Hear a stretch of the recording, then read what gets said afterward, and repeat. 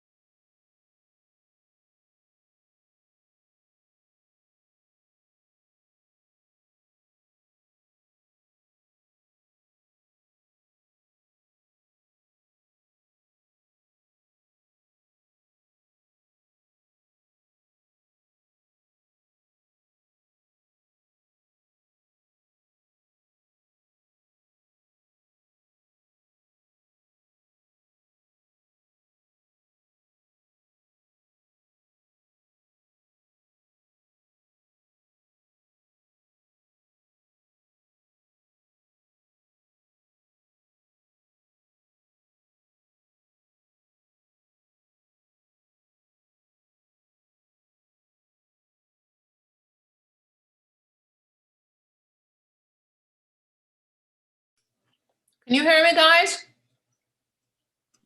I can. Thank you.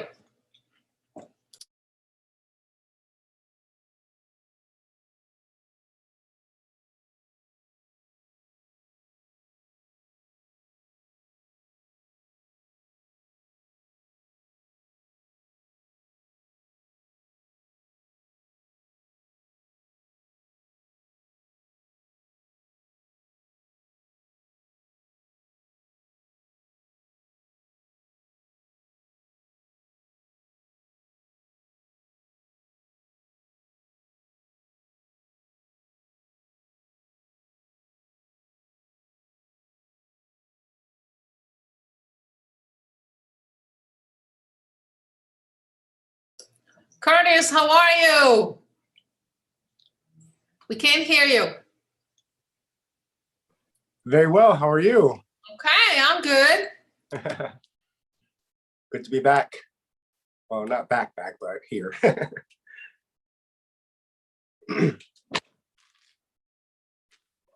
Are you in North Carolina?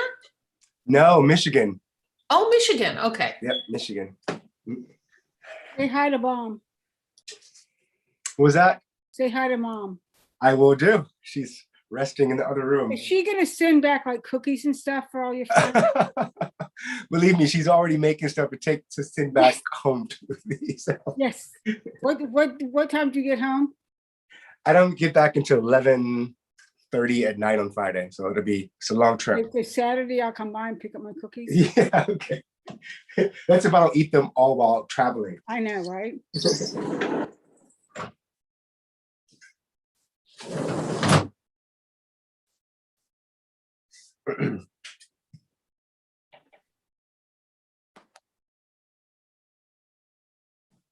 Where are you, young Curtis?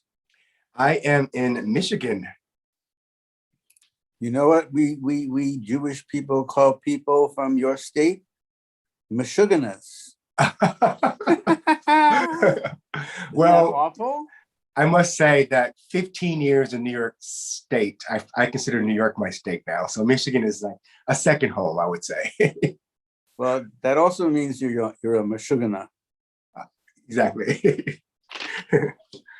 I don't even know my way around this city. I got lost so many times. It's been like, having lived here in such a long time that it feels foreign to me now. Either that or I'm getting old and just. Nah, people don't get old, no. I think it's old. Mhm.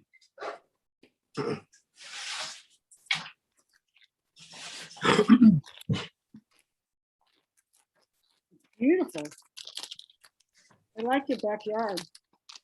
Oh yeah, I have more work to do in the backyard, so. Well, of course you do. Now that mom knows you like gardening. Exactly. I have all these seeds to plant, Sally. You'll love this. Yep. Before I leave. I found the greatest seed company in the world, rareseeds.com. I've never read such reviews from their customers. Mm. I got a million different kinds for Earth Day. We planted a lot. I think there is a seed shortage. Before I left the city, I had a hard time finding seeds. Yeah, it's hard to find good seeds in New York, but also everybody got into gardening with the pandemic. Yeah. You know, plants at nurseries sell out really quickly. The seeds that you want aren't available. Yeah. But this place is good. It's free shipping. Nice. I'll check it out. Figure out my lighting.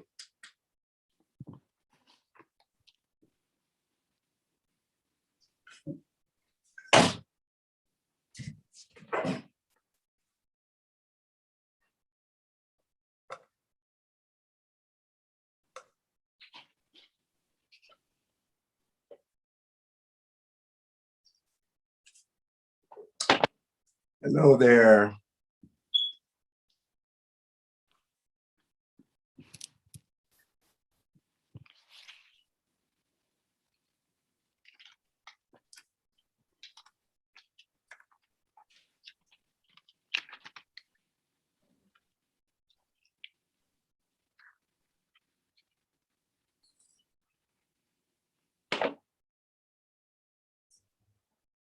Hey, Ozzy, are we close to having quorum? Close, hold on.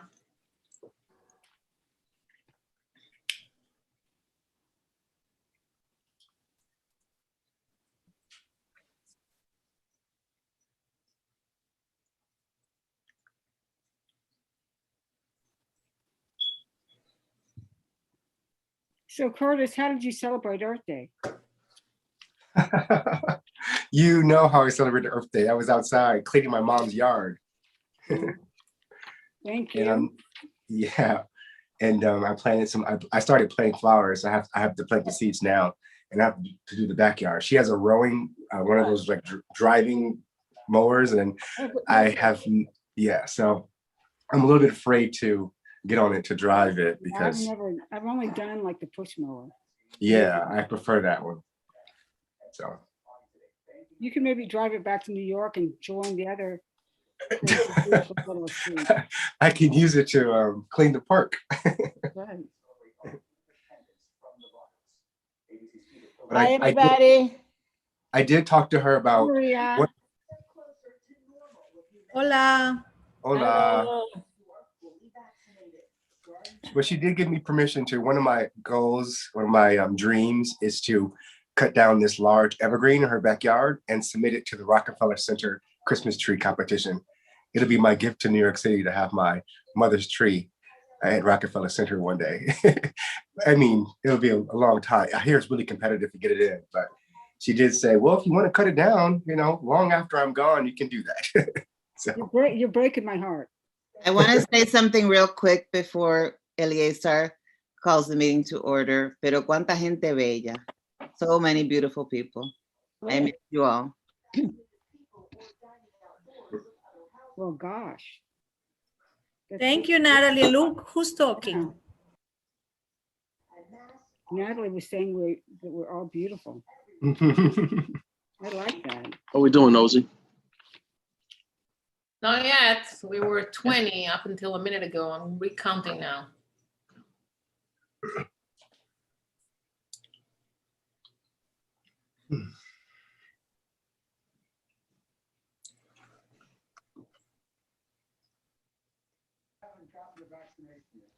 Especially if you're young, but think you don't need it.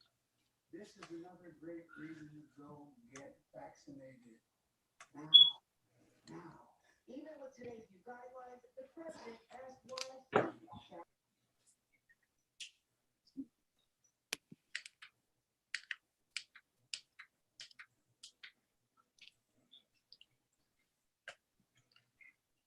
Oh, see, I don't know if Barbara contacted you, but based on the last contact that I had with her, she should be excused this evening. Right, I know she didn't, but I'm counting like as if we have, you know, 45 members. We still don't have quorum as Oh, well. she's still a member of the board. No, I know, I get it. I'm just, excused. yeah. I didn't speak to her, but Okay.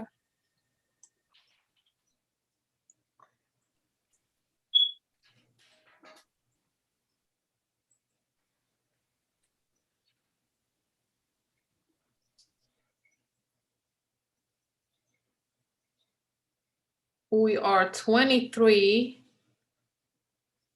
We have 23 members on the call, so I think we have a quorum. Yes. We do? We do. How many members do we have? 45. Then we have a quorum. Very good. Thank you. My warmest welcome to people with whom I spend a lot of positive and constructive time with. Throughout differences, you learn to love one another respectfully. This will be a great meeting. We probably the closest that we will ever be to God. Extremely honored and privileged to have Rabbi Gal Aster here, which a wonderful human being. So we're going to call the meeting to order. It's already 6:37, and we're going to start with our formalities. And can I get a motion on the floor to adopt the agenda for April 2020? I actually want to add something for new business. I had emailed leadership about that item about honoring, joining other community organizations, honoring in terms of speaking out against anti-Asian harassment, and I didn't hear back from anybody. So this is what I'm doing, is asking to be added to new business, I suppose, so that to see if the community board wants to join on with other community organizations in that statement. Second, Thank you. I Can move I we get a approve the agenda.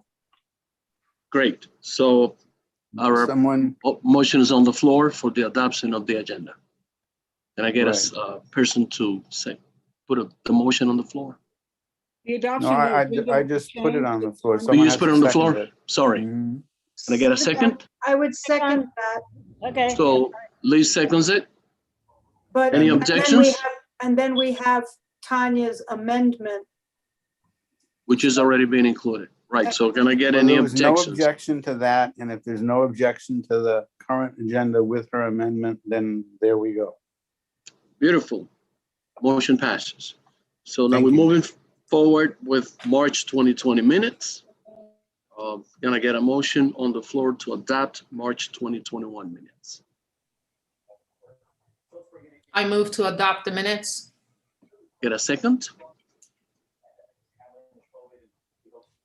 Can I get a Second. second? Maria seconds it. Any objections? No? Motion passes, Ozzy. So we should be good. What about February? Gonna move further along as much as I can. I'm gonna give up my time to my report to Rabbi Guy Austrian, who I was introduced to by Liz Ritter, in which I had a meeting, and he has some things that he wants to discuss with us. So I'm gonna give him my time. But before I do that, I'd like to mention the following.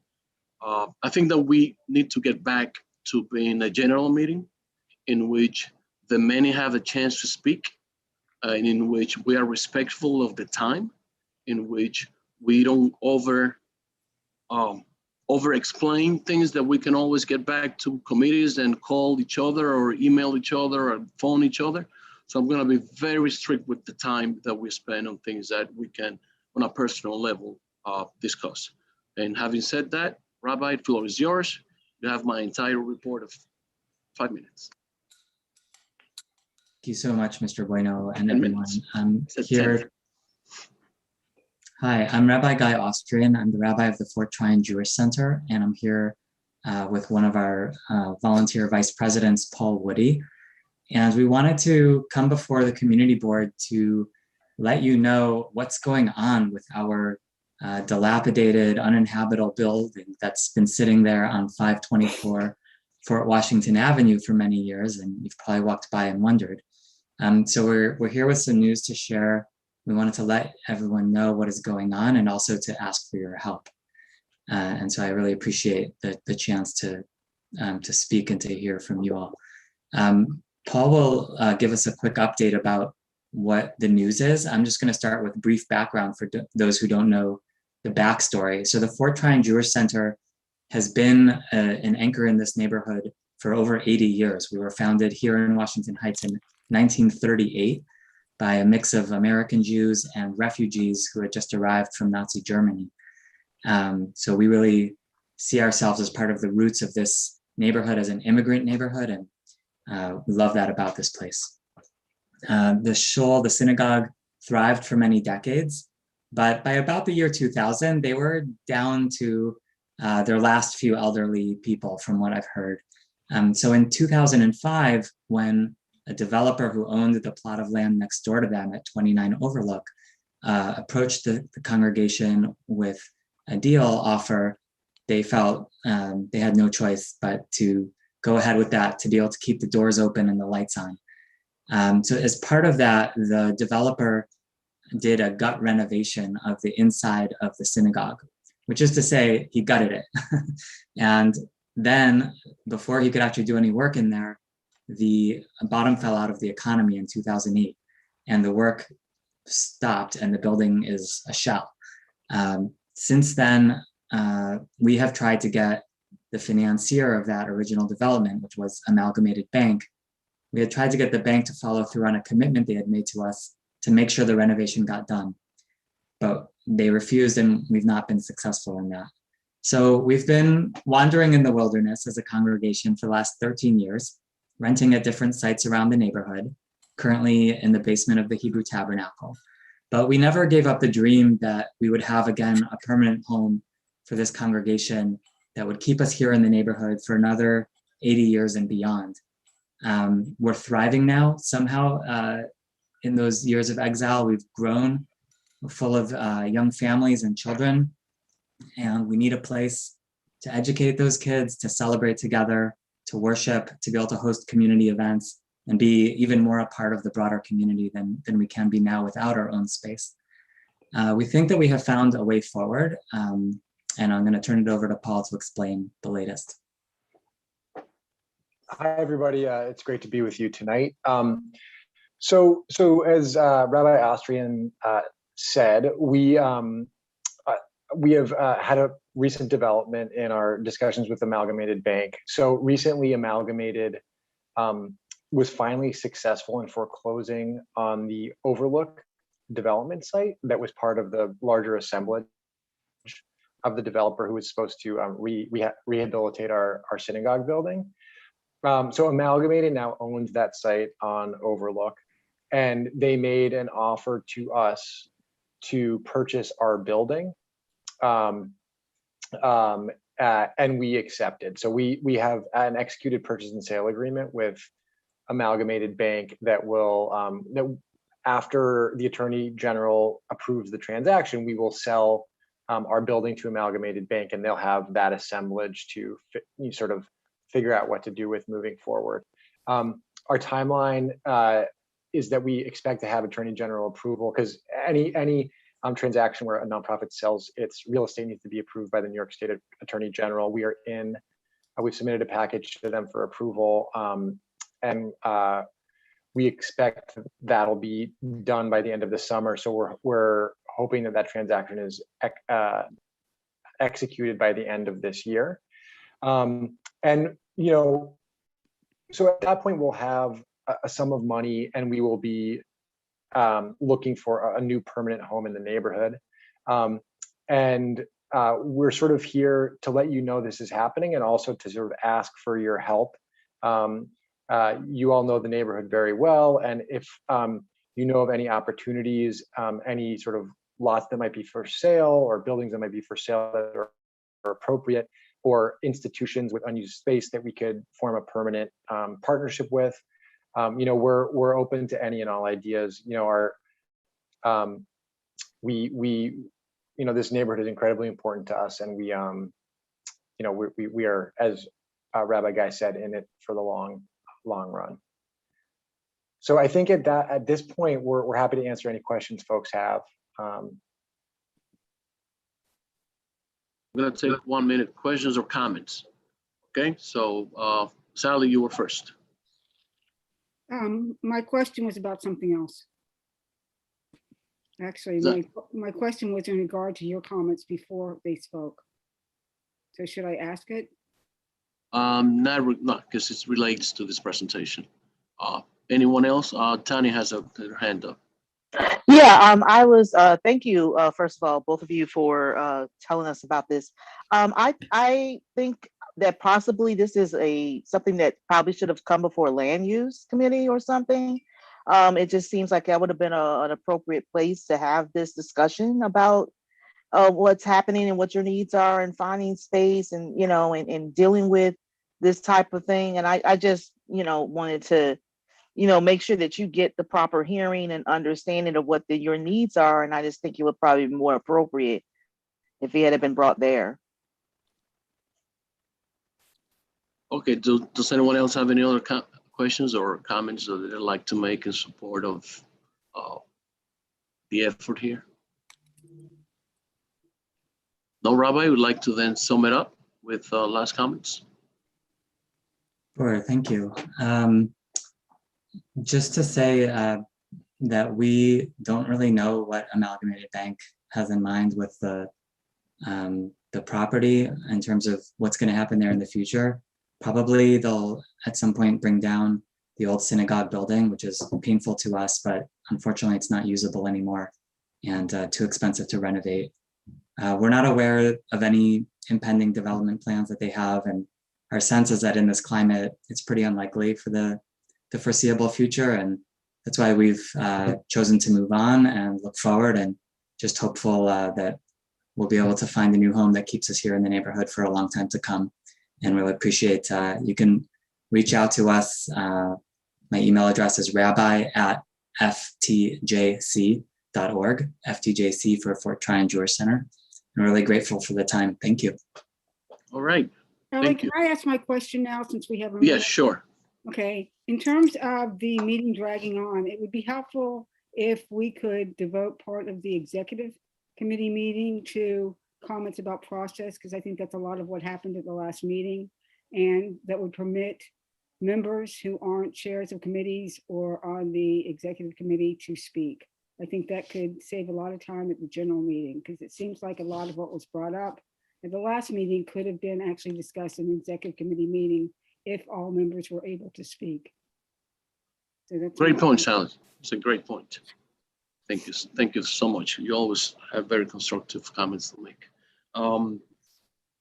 Thank you. Thank you again. Liz, thank you for coordinating this not impromptu, but extremely informative need of our community, who's of a church who's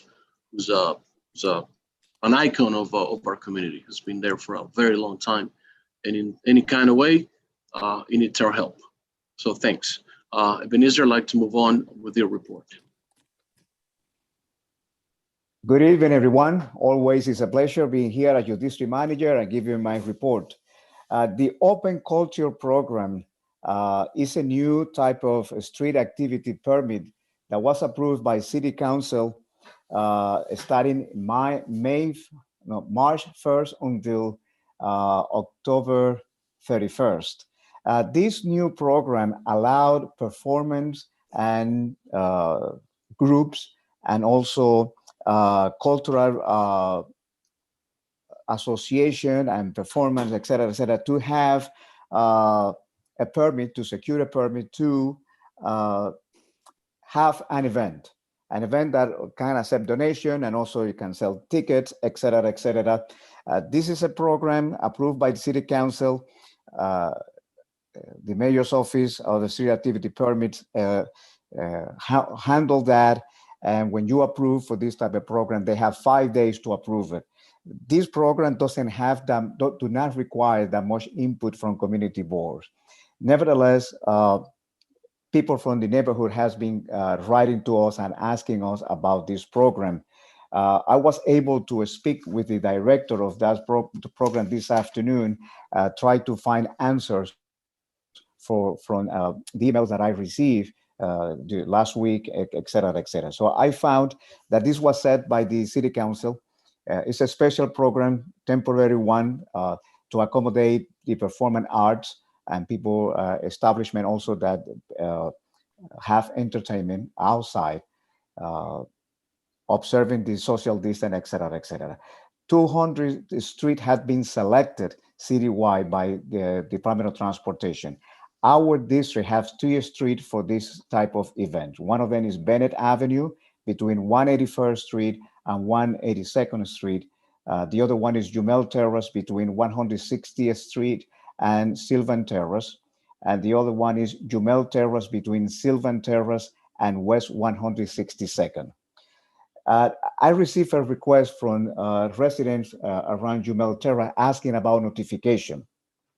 According to the director, they will send notification and they will approve it. Is the organization requesting it reply or not reply, is qualify as a cultural organization to do this? The residents were concerned about, when this is going to happen in my neighborhood. We would like to program. It's not too much clear there, but I understand that the prison will approve that, and I guess that they're going to give them the signs, you're going to close this street on such a date, please no parking.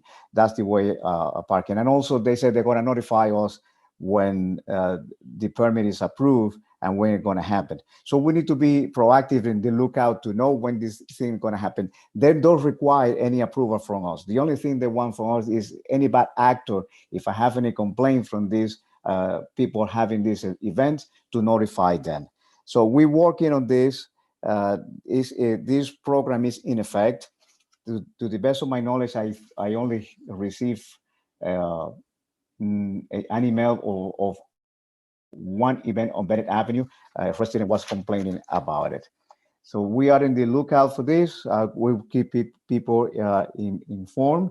The block party, the traditional block party, is allowed with certain restriction, less than 200 people, and everybody has to be wearing a mask. And they need to fill out a form indicating that they comply with all the requests from the Department of Health. I received several emails from residents complaining about the increase of large group of motorcycle, dirt bikes, and ATV cruising around the district and also around the city. Also, I received a video that I sent it to the precinct, the 34th and 33rd precinct, and also send this request, a complaint to the chair of our public safety and our chair of the traffic and transportation to address. It's a thing that happen every summer. When it's hot, people come out with bicycles and they make noise, and the season is already started. We are programming the return of the staff to the office. We have a preliminary conversation with Columbia University, Sandra Harris, asking for their assistance in the coming back to the office with the staff. The coming back to the office for the staff do not imply that we're going to be having meetings in the office or we're going to be receiving constituent yet. It's a process that we're going to have. Every time a constituent go to the office, we need to do a cleaning, et cetera, et cetera. But we are planning, and we will let you know when the staff going to be working from the office. May calendar, committee chairs, please review the calendar. I sent out the calendar with the days that I have. Make sure that your committee is in the correct date. Make sure that the back of the calendar is reflecting the agenda items. Let me know if there is any correction as soon as possible. I'm going to be sending this final calendar by Thursday. So any correction, please let me know. And finally, our website is there, available for people. Also, our YouTube channel with all the committee meetings that happen and general meetings are there. And we try to keep it up to date as soon as possible. And our Facebook account is already there. This is the end of my report. Is there any questions? I see a bunch of questions. Let's start with Ossie.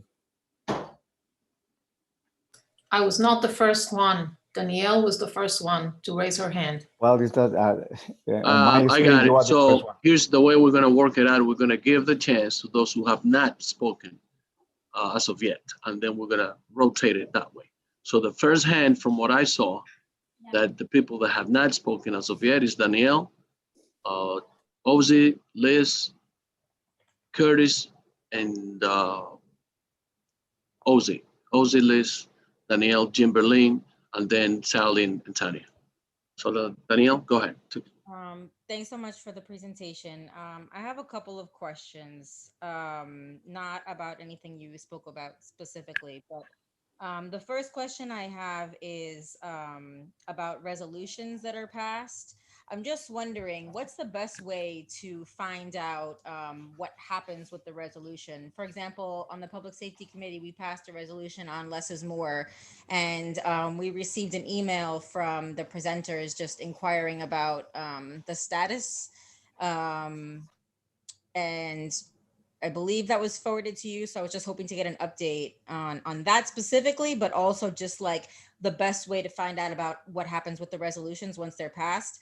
And the second question I have for you is, what's the best way to give feedback? And I don't know if this is a better question for you, Ellie, but the best way to give feedback on programs that are passed, like for example, something that's coming to mind for me is City Bike.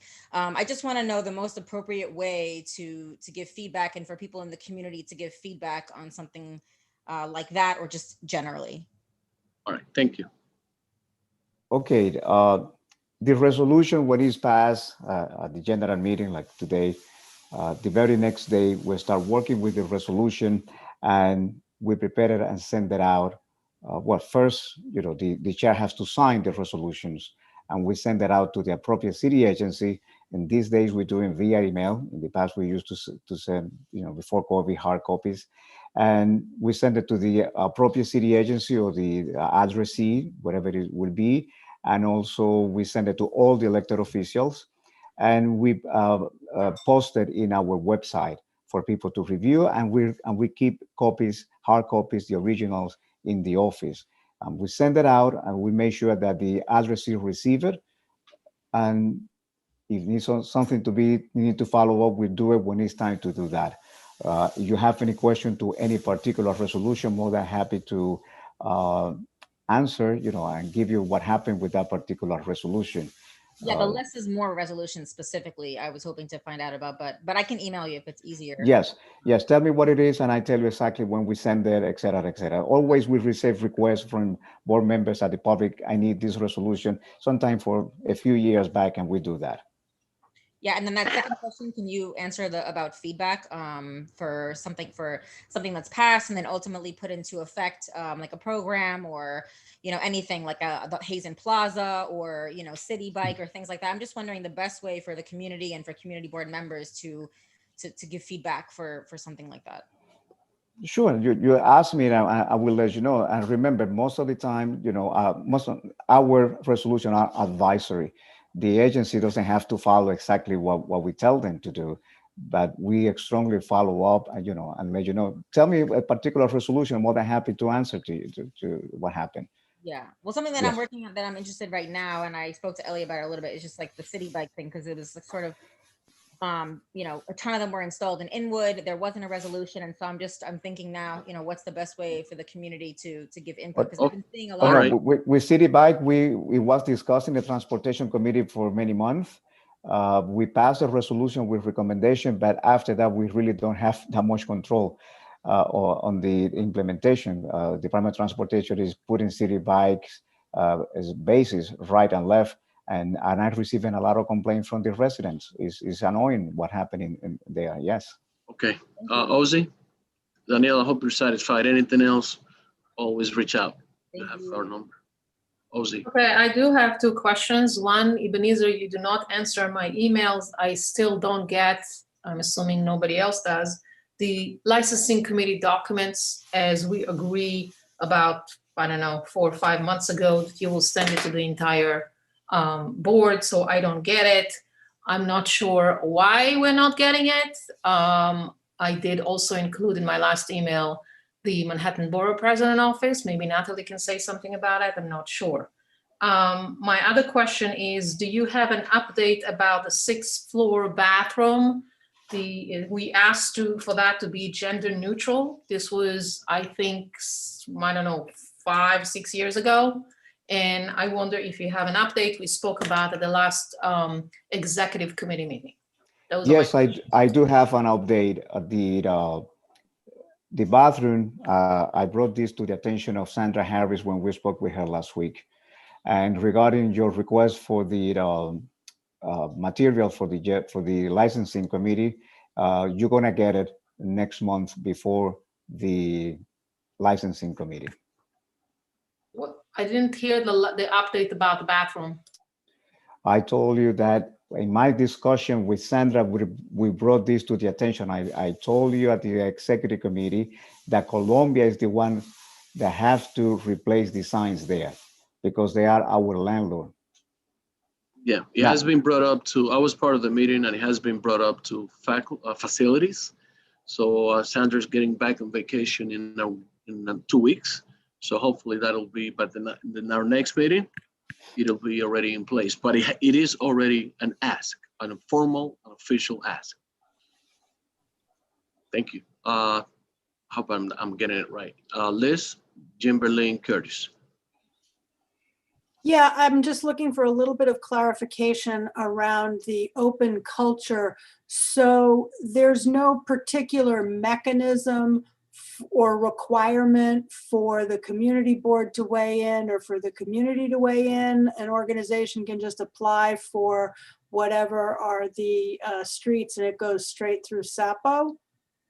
And then the second thing is, did something happen to Cumming Street? I understood that Cumming Street between Broadway and Seaman is also part of this program. Liz, unfortunately, we don't have any way to wait in. I asked very specific to Stefan this afternoon. He told me that this is a special program. It's only for a year. Is to mitigate the COVID restriction and give an opportunity to performance individuals to have a chance to perform and also to collect some funds and accept donations. The only thing that they want from us is we have a complaint to tell them this is a bad actor, please do not give it the permit again. And like I said, we have only 3 locations in our district that you can apply for. The 3 locations are Bennett Avenue between 181st Street and 182nd Street, Jumel Terrace, West 160th Street and Sylvan Terrace, and Jumel Terrace between Sylvan Terrace and West 162nd. These locations were selected by DOT. They told me if some location is not appropriate, that we can request to removal. And also, if you want a street to be added, maybe we can request to be added. According to the website, there are a couple of other streets that are part of this program, including Cumming Street between Seaman and Broadway.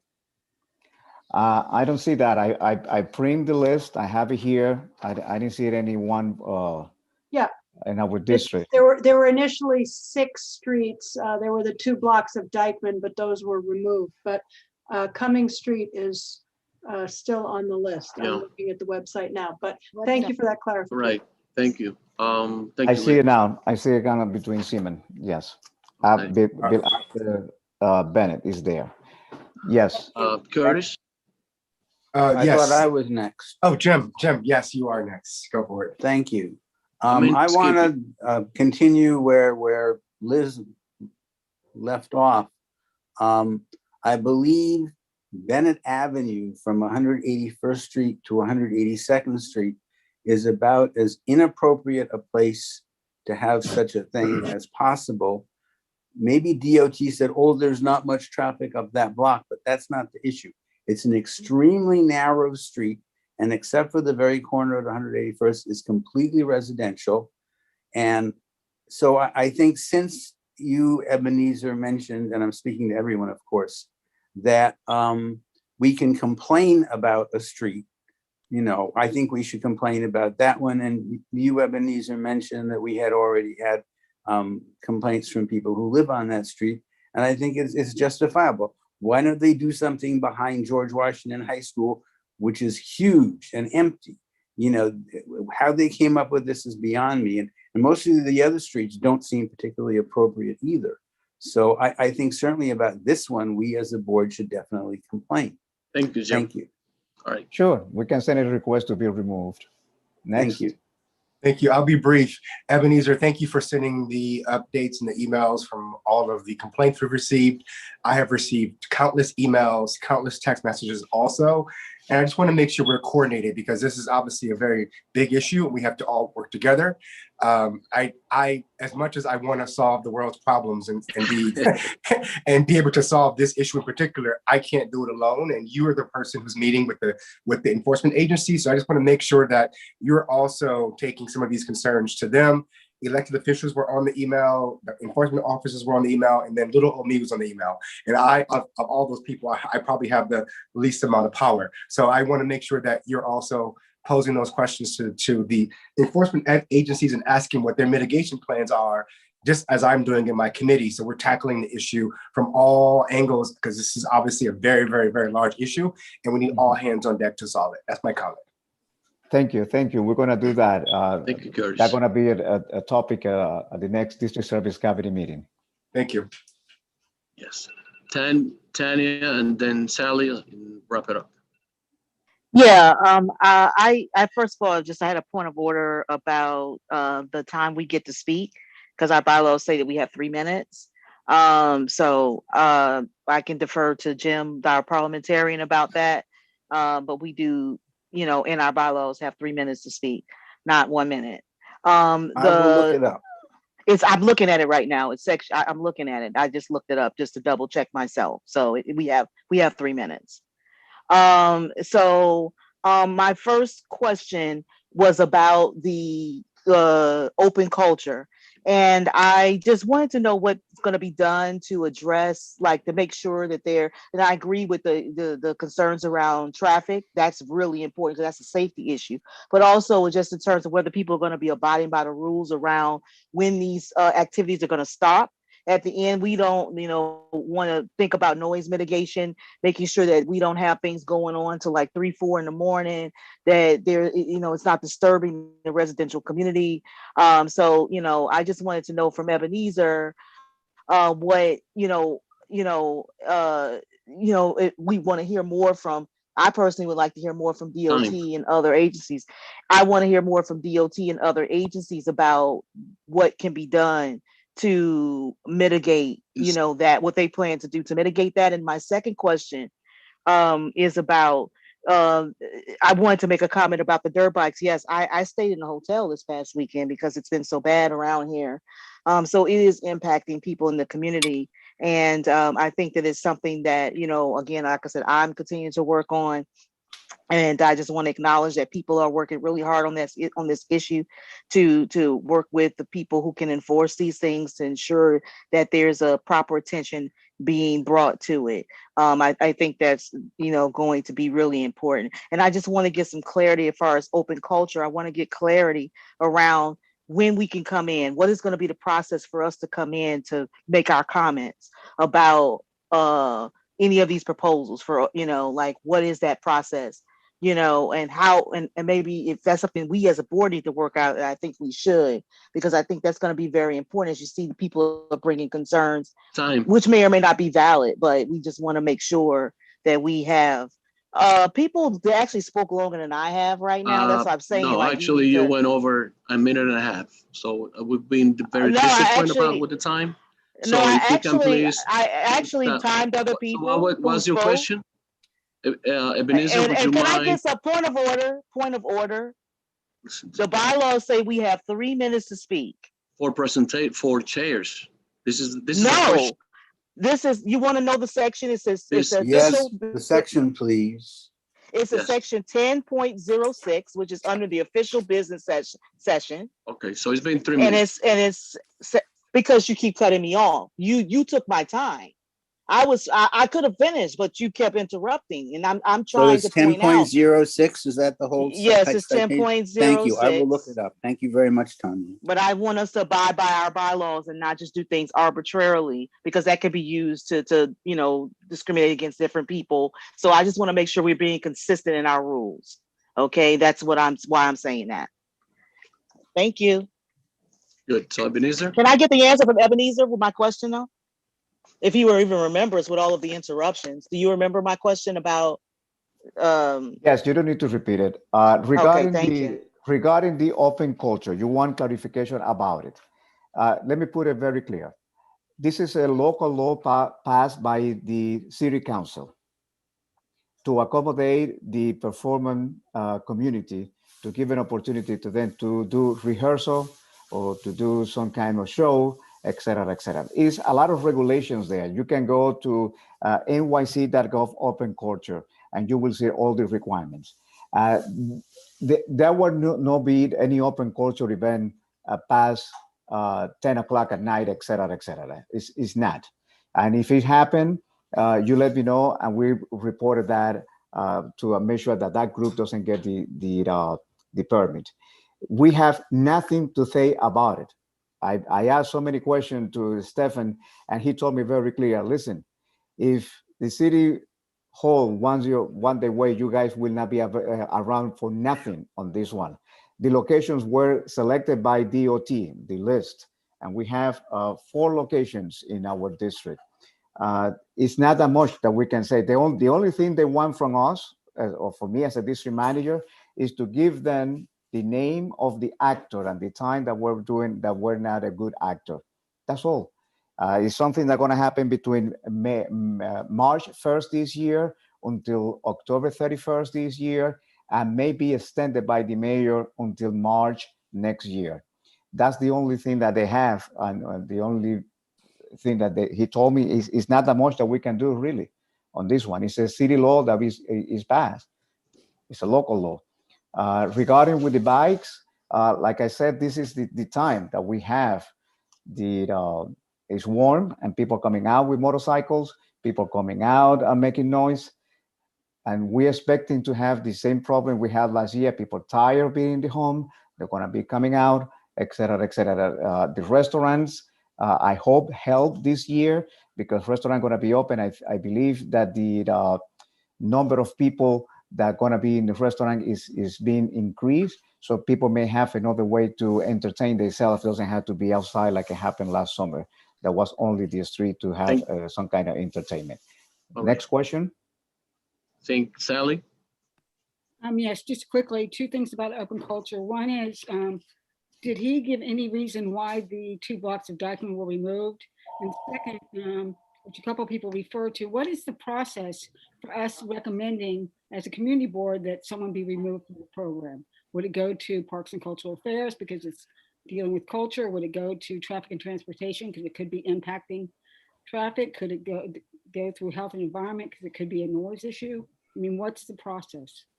Okay, first, I didn't know that there were 2 locations on around Dyckman area. Liz brought to my attention now.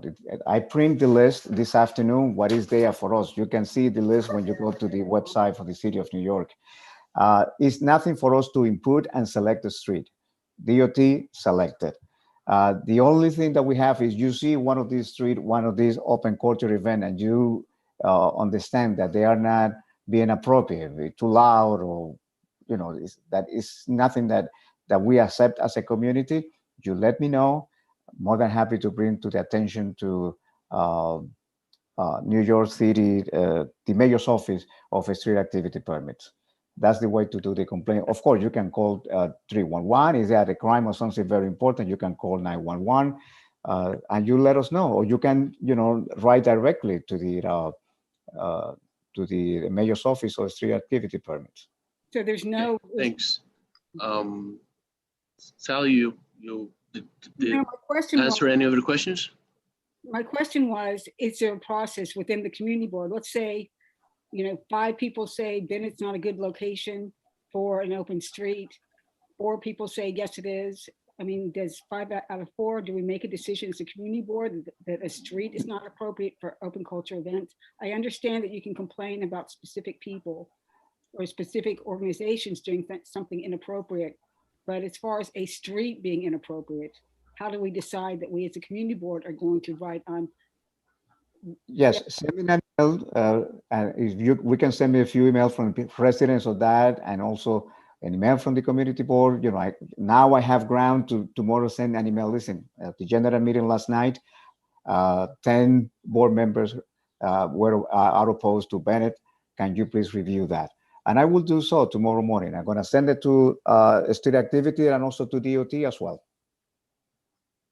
Alrighty, Liz, last question before we move on to our official report. Yeah, I'm just curious. Ebenezer, can you reach out to someone at SAPO and someone at DCLA to come to the June Parks and Cultural Affairs Committee? Because it seems like there are just a lot of questions about the open culture program, and it would be great if they could maybe come to our committee meeting in June so that we can field some of these questions and get a little bit more information on exactly how the program works. Sure, I will do so. Okay, fellas. Thank you. God bless you all.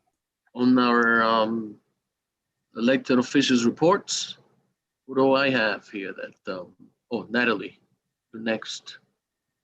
No, that was an error. I'm sorry.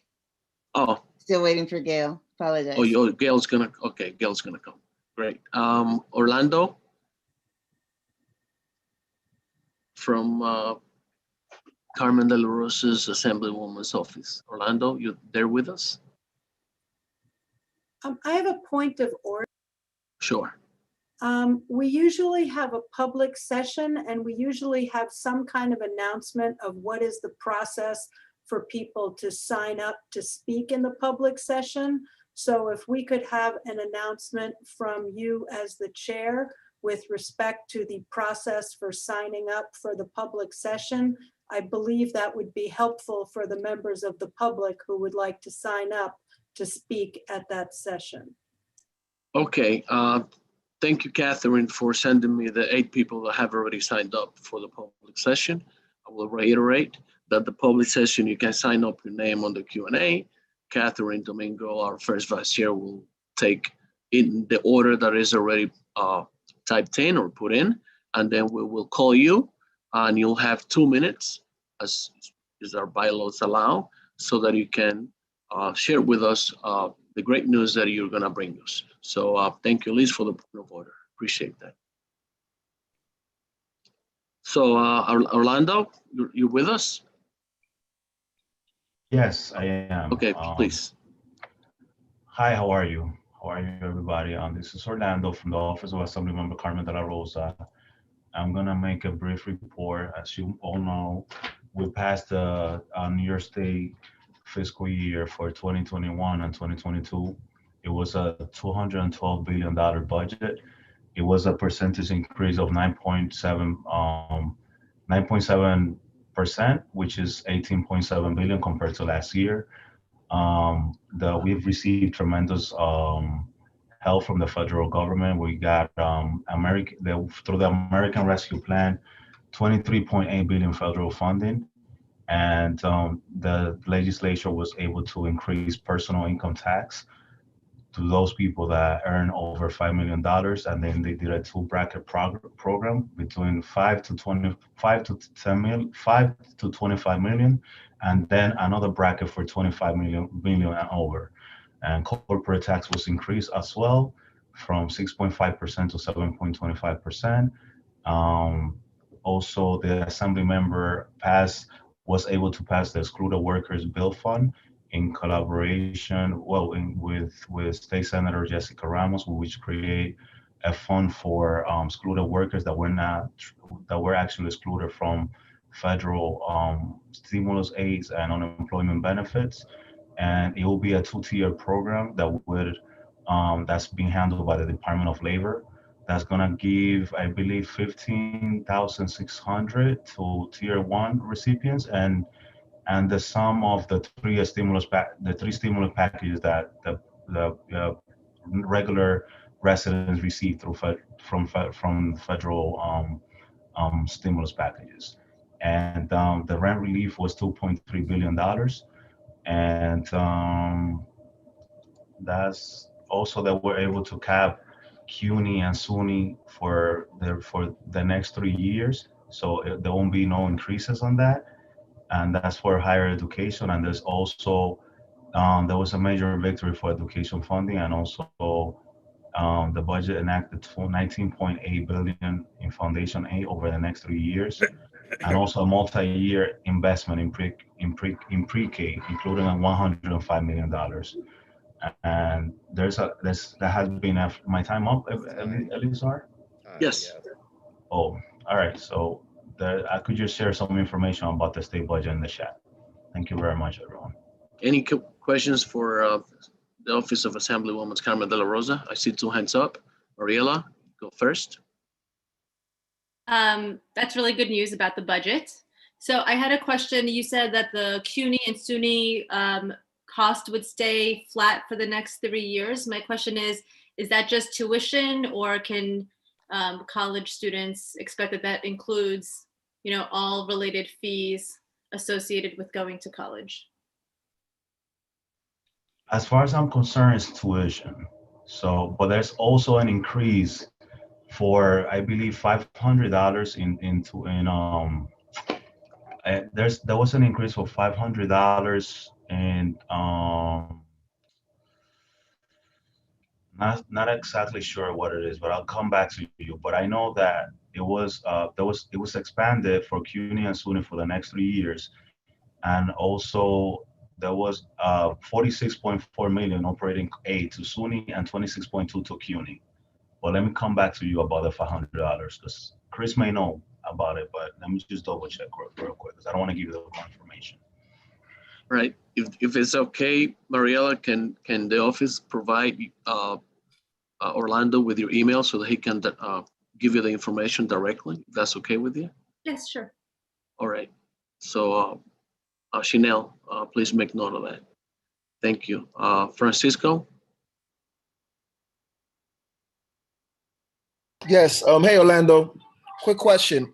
Was any of that relief package for commercial rent as well, as far as rent relief? I saw 100. They allocated $800 million to small businesses. But when you say rent relief, you're talking about residential, correct? Or you're talking about small businesses? No, small businesses. Is there any rent relief for the small? There's $800 million in grants for small businesses. When it comes to rent, I'm not sure if that's specifically for rent. I think it's just grants that they could apply to. And there's also $35 million that have been allocated specifically to restaurants in credits. And there's also 26 point something million dollars that's also for restaurants. There's two tiers, 26 point something, and then 35 in credits for restaurants. Where I they can gonna share roll that that? information with you. Well, Okay, yeah, send me that information when you can, please. Yeah, will do. Yeah, but the answer is there's no allocations on rents or payroll like the way that the PPP was. What they've done is they separated it into the number of employees and your revenue. Less than 500,000 an amount, more than 500,000 a different amount, and then it goes down to the number of employees. That's how it's broken down. Got it. Thank The you. revitalization fund, but we can work it out. Unless you have your hand up, do you? Or is that by mistake? No? Oh, that is my bad. I forgot to take it down from before. Okay, thanks, Liz. Okay, Orlando, thank you very much. On our list, Chris Nichols. Hi, folks. Lovely to join you tonight. Some of the highlights I do just want to reiterate about the budget because Senator Jackson has spent 28 years fighting for foundation aid funding, which was finally guaranteed in this year's budget in a 3-year phase-in. So $1.2 billion, $1.4 billion this year, an additional 1.4 the following year, and an additional 1.4 the year after that, for a total of $4.2 billion going to our students across New York State. Universal pre-K will get phased in.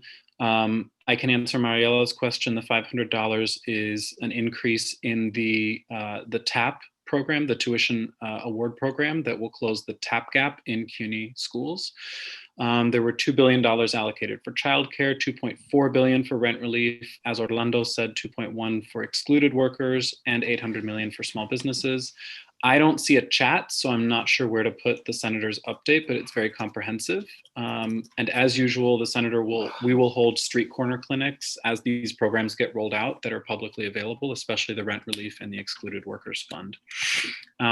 We continue to do senior wellness calls. We actually were so successful with the calls so far that we got an extension for another month until May 21st. So again, I would love to put the link in the chat, but I don't see a chat box. So I don't know if Ebenezer can turn that function on. I know it's been a while. It'd be great if we could.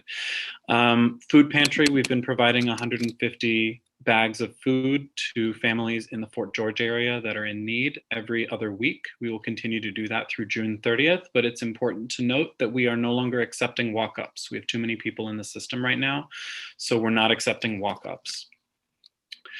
The senator is honoring women leaders in District 31 for their contributions to the community, and I just want to give a brief shout out to 2 CB12 members who are being honored here, Tanya Bonner and Sally Fisher.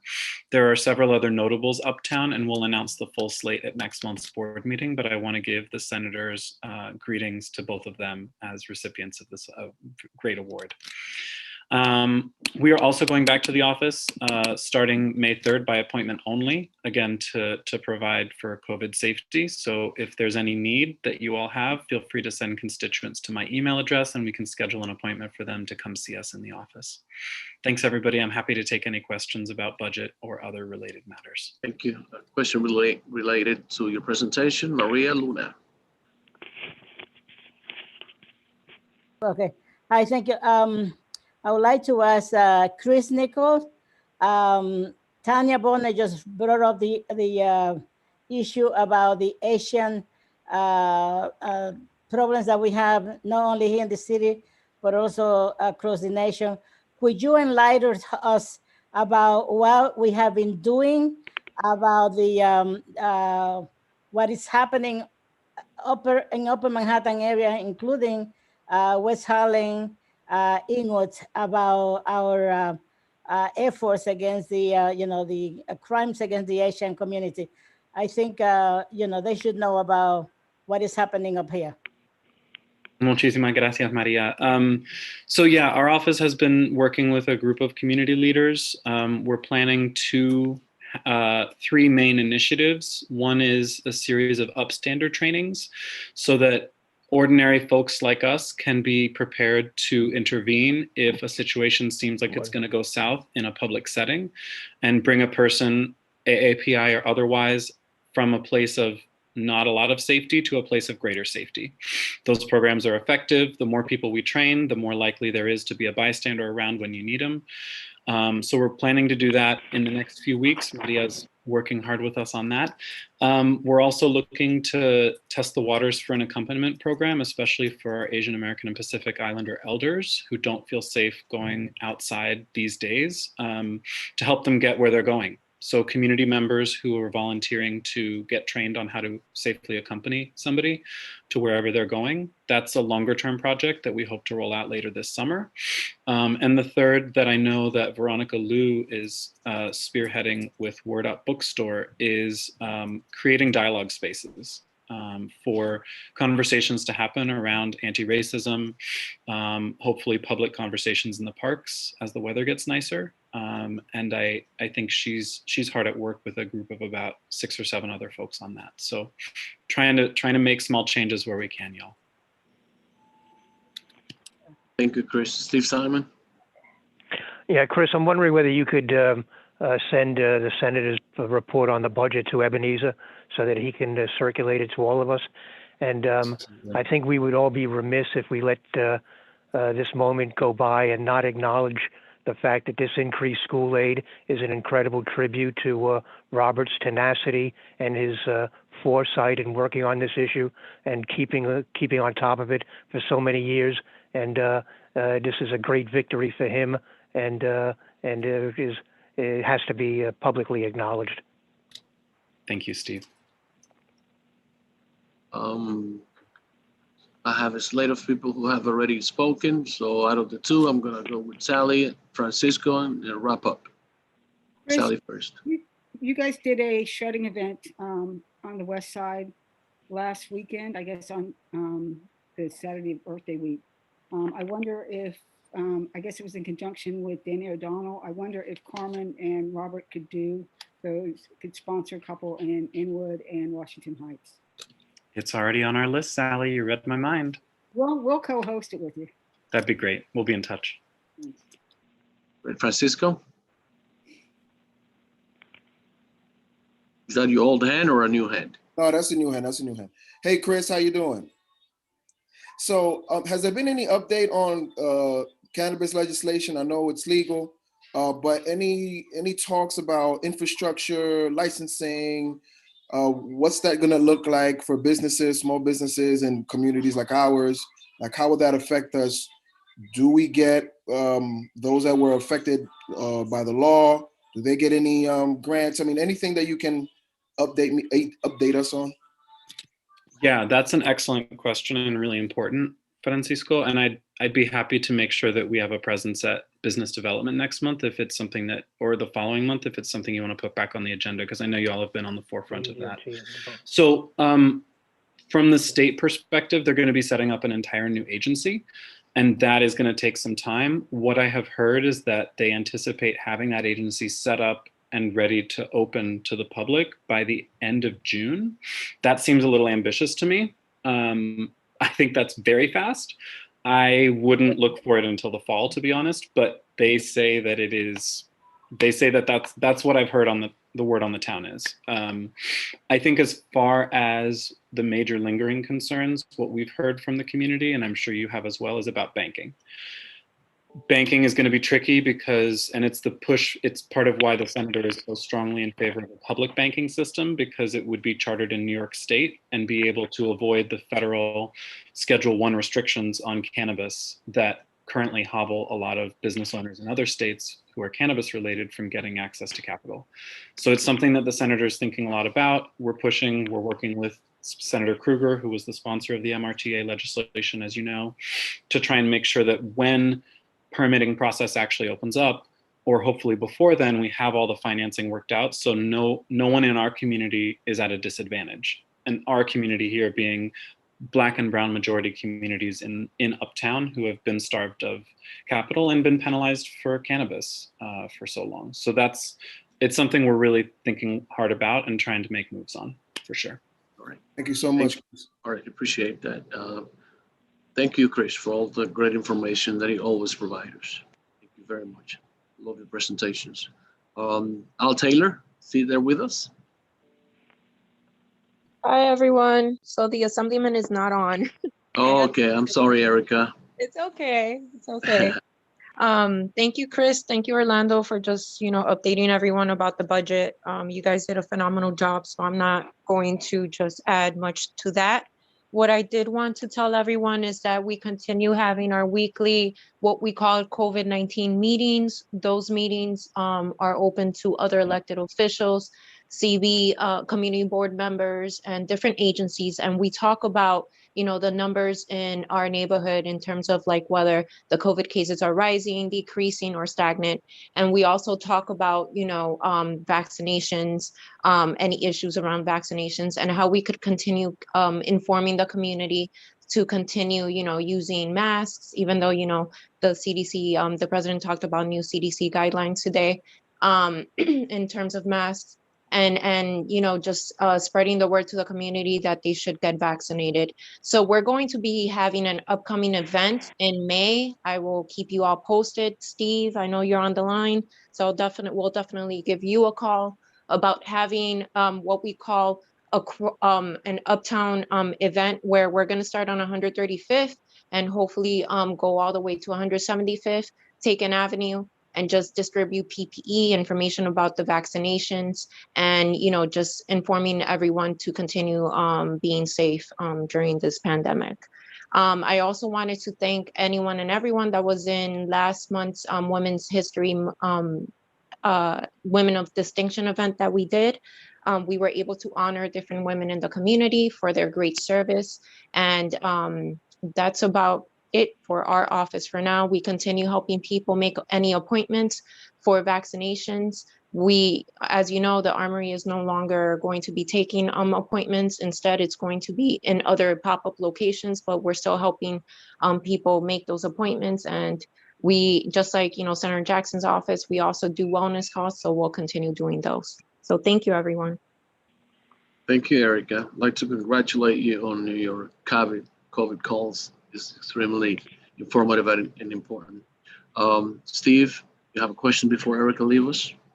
Yeah, Erica, my information from the hospital is that their plan is to keep the Armory going until about June, and then at that point disperse the vaccinations to other sites within the community. Are you saying something different? Well, from what I was informed, they were going to have the last round of first dose appointments. They had it last Saturday. So maybe that's why they're saying that they're going to continue until June. And then, like you said, they're going to continue, other to do it in other locations. But I'll double check that information, Steve, and then I'll get back to you. Yeah, I'll double That's check right. as well. Last day was it was Saturday, April 24th for first dose appointments. There's a location open in the Children's Hospital I believe it started Monday, 4 days a week, limited hours. So the cycling down has begun. And I'm sorry, have they, Debbie, have they closed the Armory? No. So again, first dose appointments were administered on Saturday. After this, the appointments are for, think about like the second doses. Oh, okay. But for first doses, it is, I believe it started yesterday at the Children's Hospital. But again, Oh, okay. not every All right. day. So at this point, it's only open for second doses. Yes. And just for the record, if you're 16 and over, you could just show up to the Armory for the second dose, not for the first one, for the second dose, without an appointment. Well, yeah, without an appointment. All right. So it's One clear more- that it's just. I think Richard has something to add. Let me just add just this much. Oh, sorry. So the first doses now are at a space, as Debbie mentioned, in the Children's Hospital called the Winter Garden, which is the big open space on the ground floor. I don't have it in front of me, but I believe the days are Tuesday, Thursday, Friday, and Saturday. I think Tuesday, Thursday, and Friday are 9 to 7. And I don't remember what the Saturday hours are. As mentioned, the Armory is where they're doing the second doses that are still obligated. Could I ask Ebenezer? Ebenezer, did the hospital inform us of this change?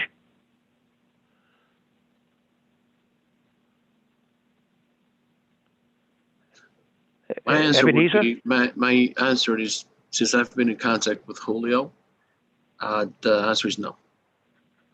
That's ridiculous. That's insane. That is really wrong. Let's be on top of it ourselves. All right, I want to talk to you about this afterwards, Eliezer. All right, no problem. We will. Erica, thanks so much. Our next stop is from the office of Manuel Lori came first. Lori Tobias, yeah, I think so. Good evening. Good evening. I want to thank Jim for calling out the extreme inappropriateness on the part of DOT to choose the southern end of West 181st Street for this program, the Open Streets program. There is there's no intersection with 182nd, by the way.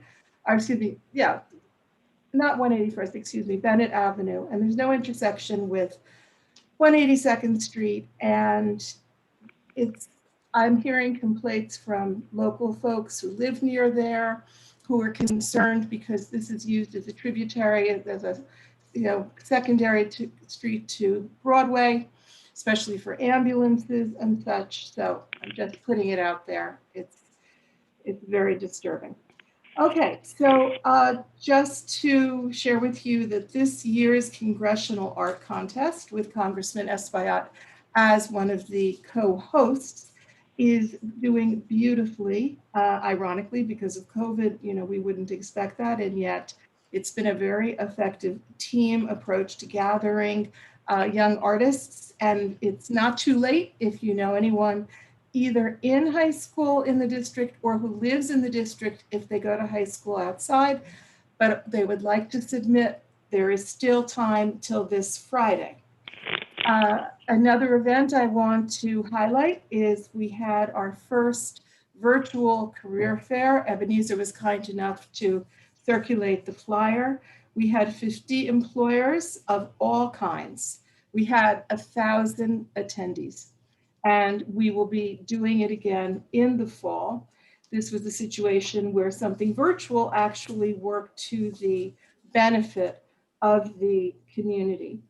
I joined the congressman in a visit today to the vaccination clinic that has been opened up by Yeshiva University on their campus for the community at large. And it is the Pfizer vaccine. Everyone is welcome just to walk in. They are open from 9 a.m. till 7 p.m., Sunday through Thursday, 9 a.m. till 2 on Fridays, closed on Saturdays. And they would like to have, a much even more robust, they have a robust, but even a more robust turnout. And the congressman would love to see as many people coming as possible because they're doing a wonderful, wonderful job. This has been a remarkable season in this congressional session. And we know that the congressman has been pushing for more funding for public health, more funding for public housing. Okay, this is always a very big concern.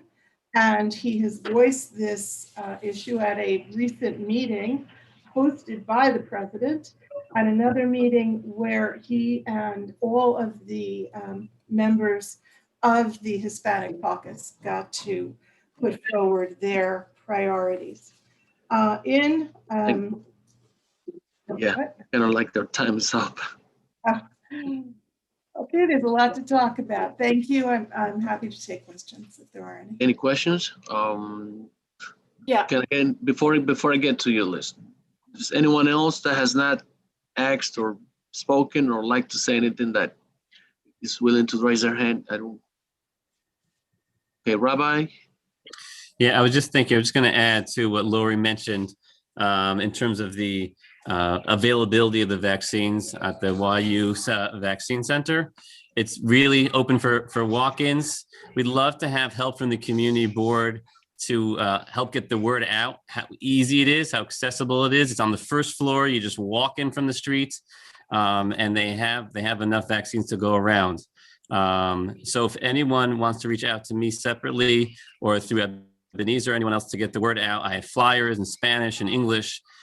We should really be doing our best efforts as much as we can as representatives of the community to get word out of this really easy opportunity to just walk in and get a vaccine. Great. So if anyone wants to help spread the word, put posters up, walk into bodegas, please let me know. I can send you the flyers.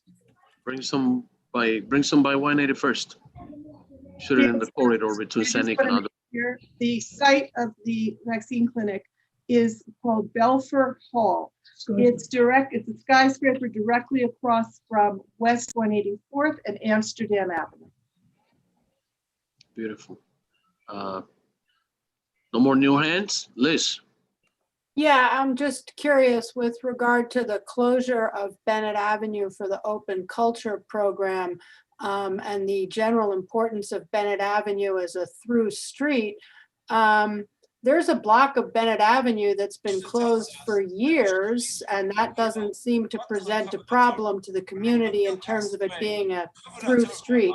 So I'm just a little perplexed why it's okay to close one block of Bennett Avenue, but it's not okay to close another block of Bennett Avenue. What block are you speaking of? Between 187th and 186th, that's closed to traffic as like a play street. It had been for years, and that's like not even permitted. So I'm just perplexed by that. Okay, so I can respond to that. It's not 187th. It's closed at 185th. Yes, 185th. Right, and it's closed for the safety of the children who go to the parochial school at the more or less at the corner of 185th and Bennett. But it is staffed by two of the maintenance staff that work for the yeshiva, and they are there to open the movable wooden gate for through traffic as needed. So it is not closed as such, which is very different from what is being proposed for the top of 181st Street. Thank you. Steve? Steve Simon that's an old hand. And with that, thank you, Lori. Thank you so much. Wish I could give you more time. Mariel de la Cruz is there with us? She's not? Yeah, I am. Okay, good. Hi, everybody. My name is Mariel de la Cruz. I am the Upper Manhattan representative for Comptroller Scott Stringer. I'll keep my message a little short today. In the interest of time, I just wanted to say a few quick things. First, I wanted to mention that I will be taking a leave for a couple of months. So that means I won't be at the May or the June community board meeting. We may have someone that is the Manhattan Borough Director covering for those meetings, but I will be accessible via email and via cell phone. So folks have my contact information. I think I put that, or I will put that in the question and answer portion. So I will provide that. I also wanted to mention, which I believe I might have mentioned last month or the month before, that we have an LGBTQ resource guide. So it's like a list of services and resources for folks, especially if people may not feel like they have access to adequate services for their needs. Also, I wanted to mention, give me one, I'm very sorry. Yeah, so actually, I think I will leave it there. So I wanted to mention those things as well. And we just want to make sure that with our pension funds that there is appropriate diversity within different boards, so and different workforces. So there is an urge for a vote for yes on race, gender, and ethnicity workforce demographic disclosures. So DuPont and Union Pacific are the first two U.S. companies in which the New York City Fund's proposal is going to vote. And we think it's time for there to be certain changes. So shareholders are going to vote on proposals calling on those two companies to publicly release information and breakdown of respective workforces by race, ethnicity, or gender. So that's one of the things that we're working on. And the city pension funds are invested in many different spaces. And we want to make sure that there is a proper count of who has access to certain resources and positions within these companies. Also, let me see here. And I'm sorry, I'm still used to the double screen, so this is a little bit harder for me as well. And then also too, there's a report that the controller posted about an investigation that the city lost 1.86 million in ventilator costs during the pandemic. So Global Medical Supply Group, the controller feels exploited the city's public health emergency and never delivered any of the ventilators, and has not returned 1.86 million of city tax money. So we recommend that the emergency procurement procedures that enable the city to quickly purchase what it needs while reducing risk and waste of fraud. So I think that's pretty much it. Thank you so much. And I will add my information in the question and answer portion so that folks, you can't see my face, so that folks have access to that. Sure. Thank you. Any new hands? Yeah, Chair Bueno, I just had something to say. Yeah, you're next on my report list. So any newer hands, any of the board members would like to ask anything to Mariel? Steve, is that an old hand or a new hand? Well, I was trying to ask something of Joseph. Can I go back to Joseph for a moment? Yeah, sure, before he just leaves us. Yeah, Joseph, I'd like to have the person who's running the vaccination site at Yeshiva speak at my committee meeting in May, so I'd appreciate it if you could put me in touch with that person. And you should send the flyers to Ebenezer so that the board can blast them out so we can help you spread the word about the site. I hope he heard me. Okay, we'll make sure he gets you. Thank you, Steve. Thank you. Manuel, up next. Oh, thank you, Chair Bruno. I'm Manuel Villar from the Office of Council Member Mark Levine. I just wanted to thank everybody for helping me with the food pantries that we had this month. We fed over 1,100 people at 3 different food pantries, 2 at 155th and St. Nicholas at the Sugar Hill houses, and 1 in front of our office at 141st in Amsterdam.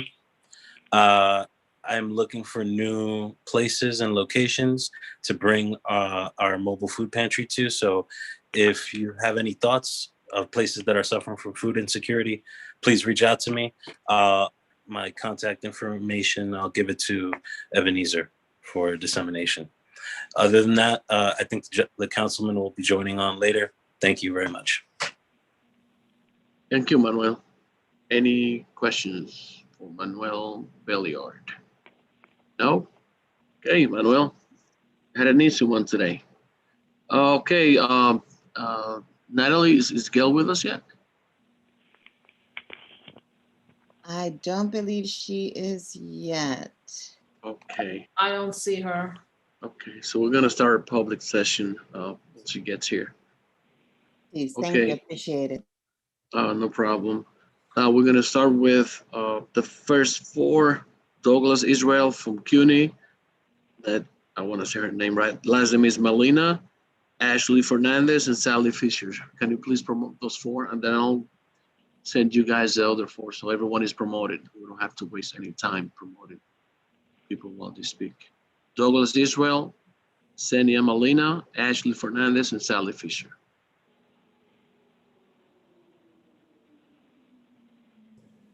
Good evening. This is Doug Israel. Can you all hear me? Yes. Great. My name is Doug Israel. I'm the Director of Government and Community Relations at the Borough of Manhattan Community College. I'm here to share a quick update about our CUNY in the Heights location, which is our educational facility located at 5030 Broadway. After nearly 2 years being closed to students, CUNY in the Heights is set to reopen in the fall of 2021. So 4 short months away. The space has not only been renovated, but has been significantly expanded. We've gone from 15,000 square feet to 30,000 square feet by acquiring a lease for the second floor of the building. And so it more or less will double the number of classrooms we have and practically triple the number of students that we can serve at the CUNY in the Heights location. And so as we now start to develop the proper mix of programming, whether it be credit-bearing coursework or adult education, continuing education, workforce development, or even community programming, we're really interested in soliciting input from a broad array of community partners to help us determine what the community needs are in terms of educational needs, workforce needs, and then just general community needs. So as part of that process, we're reaching out to you all today. We had a great meeting with the chair last week, and we're in conversation with the chair of the Youth and Education Committee, Ms. Floorman, about presenting to the Youth and Education Committee. And we hope to be able to do a more significant presentation to you all at your May meeting if possible. So the last thing I want to say is in the meantime, we're doing a town hall on May 4th from 4 to 5:30 p.m. It's going to be in collaboration with Congressman Espaillat, Assemblymember De La Rosa, Senator Jackson, the borough president, Gail Brewer, and then Councilmember Donis Rodriguez. We'd love it all if you would join us at this town hall. It really would be a listening session for us. We'll share plans, of course, but it's an opportunity for us to hear from you all. And look forward to having a deeper conversation with the community board and members of the community about that facility. And I will share the details about the town hall in the question and answer box. Thank you so much for your time. Thank you, Doug. I encourage you guys to attend phase meeting so that you guys can go more in depth as to a lot of the questions. So I'm going to start with Daryl, and then Angel. Angel, was a raise hand? Daryl? Yeah, thank you. I just had a question. I know there has been some major concerns among transgender and gender nonconforming students, and as well as faculty and staff in the CUNY system. So I was wondering what you all are doing to address that. The bathroom issue is one concern, but there are many others. So I was just wondering where you are on that.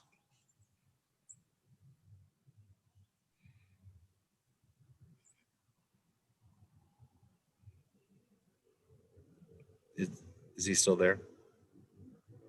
I think he might have gotten muted.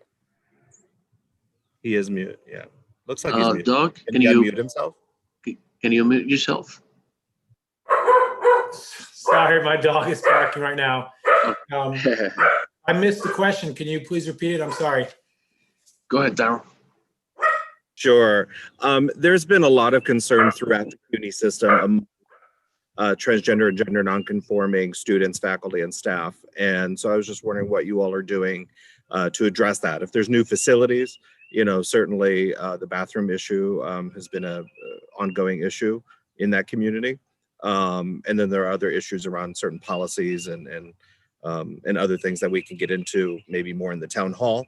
But I was just wondering in general what you're doing to address that. Great question. So we are addressing that at our main downtown campus, 199 Chambers Street, as well as Fitterman Hall. I do not know the plans for the CUNY in the Heights location regarding that, but I will look into that, and that's a perfect thing to bring up at the town hall. And I will put my email address in there. You can follow up with me, and I will get more information from our AVP of Campus Planning and Facilities, specifically related to the CUNY in the Heights site. Thank you. Thank you. Hey, Joe. No, I'm good. You all are going to be sharing information about the town hall because I'm interested in it. Yeah. Right. Great enough, Doug. Next one up. Sanaya Molina. Hi, can you hear me? Yes, can hear you. Okay, you can't see me though. Is that by design? Yeah. Okay. Hi, my name's Kasemi Molina. I'm a Washington Heights resident, and I'm speaking to call attention to the late night noise disruptions in the Jacob Javits basketball courts, which are located on Fort Washington Avenue and Margaret Corbin Circle. Almost every night, the community of people living around the facility suffers from yelling party crowds, loud amplified music, and reverberations of basketball playing lasting all night. In the summer, this often goes until sunrise. We can't sleep at night, which creates a serious disruption to our quality of life.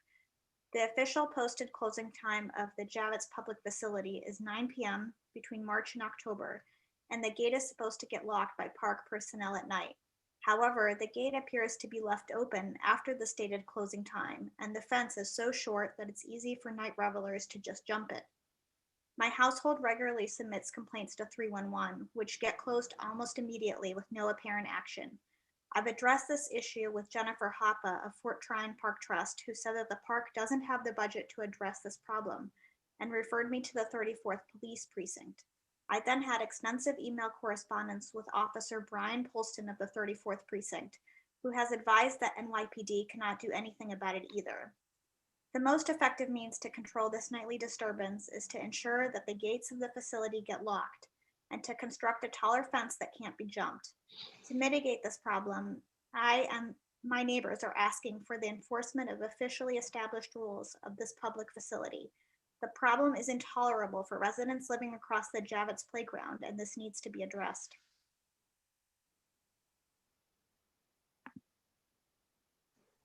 Yeah, we can hear you.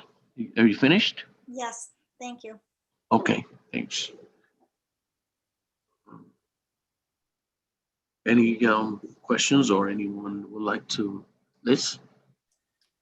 Yeah, I'm just, Ebenezer, can you please follow up with Parks regarding the closing schedule for that playground? Yes, more than happy to do that. Excellent. Thank you very much. Good enough. Tanya? And to the person who was just speaking, I'm sorry, I didn't get your first name. I can't see it.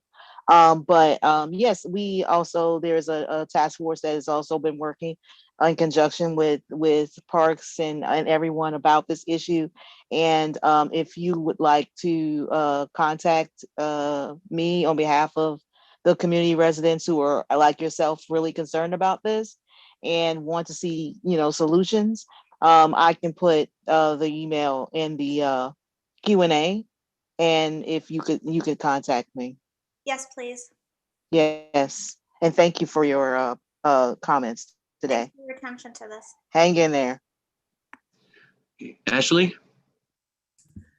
Thank you, Eliezer. Apologies, you may hear my puppy in the background playing with whatever toy he has in his mouth right now. So hi everyone, I'm Ashley Fernandez. I'm speaking on behalf of the tenants group from 207th Street. I wanted to share some good news. So for those of you who have been on the board for over 20 years, you may be familiar with the gentleman, Walter Delgado. For those who are not familiar, he was a former member of the board. It was actually on the, wow, okay, my dog's excited about this too. Was actually on the steering committee for Alianza Dominicana. But the majority of his efforts, however, were spent on launching the Audubon Partnership based in Inwood. It allowed residents of Washington Heights and Inwood access to development services through lending and business advocacy classes. So Walter's goal was to teach Uptown how to fish so that Black and Brown immigrants could create a fruitful, sustainable, and equitable livelihood. In 1998, the federally financed Upper Manhattan Empowerment Zone provided his organization with a $750,000 revolving loan to fund commercial development in the CB12 neighborhood. So many of the businesses that we know today from decades ago was because of, in part, a large part due to his efforts. There will be a co-naming ceremony on 207th Street and Post Avenue on Saturday, May 22nd at 1 p.m. in his honor. And we'd love to see all of CB12 there. Elected officials will be there, Walter's family will be there, and CDC guidelines will be followed and encouraged. Thank you all and have a good night. Thank you, Ashley. I know Walter firsthand. Any new hands? Or sorry. Huh? Oh, I have a point of order. Sure. Considering that we're in the public session normally, and I want to honor our time and process, that if we are taking questions or hands, that it be because it's normally, right, during the public session, it's supposed to be because we have clarifying questions. Right. Thank you. Great. So, Steve Simon, you have a comment or a question to make? Clarifying point. I just want to point out that at one point, I believe Walter was the chair of this board. Yes. And I hope that gets noted at the ceremony. Could you repeat again the time, the date and time for the ceremony? Yep, sorry, Steve, thank you for noting that a really important part.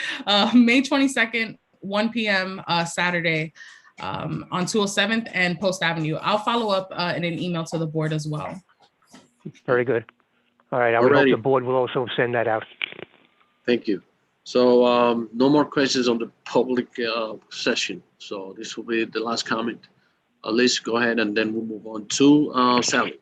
Yeah, I just wanted to let Steve know that I spoke earlier with Ashley and have sent her extensive back history on Walter's roles on the board when he served up until 2004. Thank you. Sally? Two things. First, a huge shout out to our partner organizations and the Northern Manhattan community for joining us at Friends of Inwood Hill Park's 5th Annual Earth Day Festival last week. By the way, I'm speaking not as a board member, but as Friends of Inwood Hill Park. We had guided walks on Thursday and Friday. We had a sustainability zone across from the farmers market on Saturday that included a park cleanup, gardens to go, a pollination station, seedling giveaway by the Wind Food Council, compost from the Rain Garden, earthworms with the lovely Carol Mulligan, and a PPE giveaway by New York City Health and Hospitals Track and Trace Corps. Puny Coffee also donated iced tea and coffee, and they gave us some beautiful coffee plants for giveaway at the Bottle Cap Challenge. We then had that afternoon, we had a community drum circle with the always amazing Annette Aguilar. So I just wanted to say thank you for everyone who came, and for those who didn't, we'll see you next year. The cleanups will continue this coming week. Saturday is the 10th annual Riverkeeper sweep, which is a day of service to the Hudson River and its tributaries at 125 state sites throughout New York State. Friends of Inwood Hill Park is hosting 2 sites this year. One, Upper Inwood Hill Park, will be meeting at Muscota Marsh and working from 9 to 12. And then the second site is the Dyckman Street Boat Marina from 10 to 1. We'll be cleaning up from 10 to 12. And then at 12 o'clock to 1 o'clock, we will be building sailboats from repurposed wood and sails and ending the event with a river sweep regatta. We hope everyone will show up. You can pre-register at riverkeeper.org/sweep. And if you have any questions, you can contact me at Friends of Inwood Hill Park or friendsofinwoodhill@gmail.com or on Facebook. Last year, Natalie and Manhattan Borough President Gail Brewer came. So we hope she'll come back this year, and we also hope that the rest of you will join us. Thank you. Thank you. You just always share it with us, any flyers or any information pertaining to that program. We love it. Thank you, Sally. Next one, Dr. Gary, then Zadie Adams, Stephanie Rivera, Alberto Aquino, and Amanda Marino.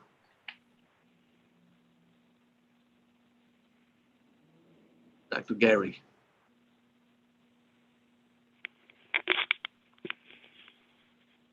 With us? Sadie?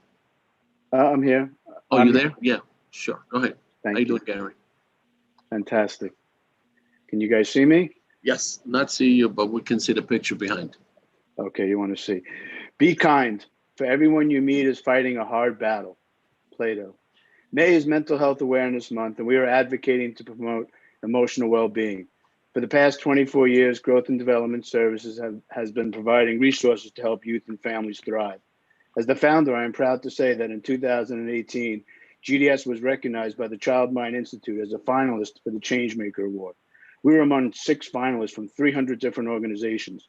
Our nomination letter read, GDS is acknowledged for your unwavering dedication to the vulnerable teens who live in Upper Manhattan who face the challenges of mental health disorders, family instability, and community violence. Your support and advocacy programs, as well as your esteemed Excel program, are changing life trajectories, enabling countless kids to count on a promising future. Thank you, Team GDS. Many individuals who reside in Washington Heights, Northern Manhattan, and the Bronx do not have access to mental health resources, especially when compared to more affluent communities. We at GDS are dedicated to leveling out disparities and creating a more equitable future. In times of COVID, where inequalities have been substantially intensified, it is more important than ever to continue to expand our services using our comprehensive holistic model. We're excited to continue our therapeutic and educational services to support inner city teens through our Enhanced Leaders for Change program. As always, we continue to offer free community events and emotional support. In honor of Mental Health Awareness Month and the need for mental health services in our community, we're asking the board to include GDS in the resolution and to reinstate us into the Armory. GDS must be included in the resolution because we have been advocating for more than a decade to reclaim the Armory to be the community center it was meant to be. For the betterment of our community, we must reclaim our community space and can continue to provide and expand our free mental health services. CB12 will be sending out the invitation for our May 19th Mental Health and Artistic Healing event. We look forward to seeing you all there. God bless. Thank you, Gary. Thank you. Nice seeing you again. Next. Hi, can you hear me? Yes, perfect. Okay. Thank you all for your time. I'm here on behalf of Growth and Development Services. I've spoken a few times at the meetings and never really fully introduced myself and my reasoning for continuing to support this organization. My name is Zadie Adams and I'm GDS Community Liaison and Program Coordinator, but this organization is a part of my larger intentions in life. I graduated from NYU with a degree in Global Public Health and Social Work. Prior to NYU, I did 2 years at American University where I studied justice and law, focused in criminal justice.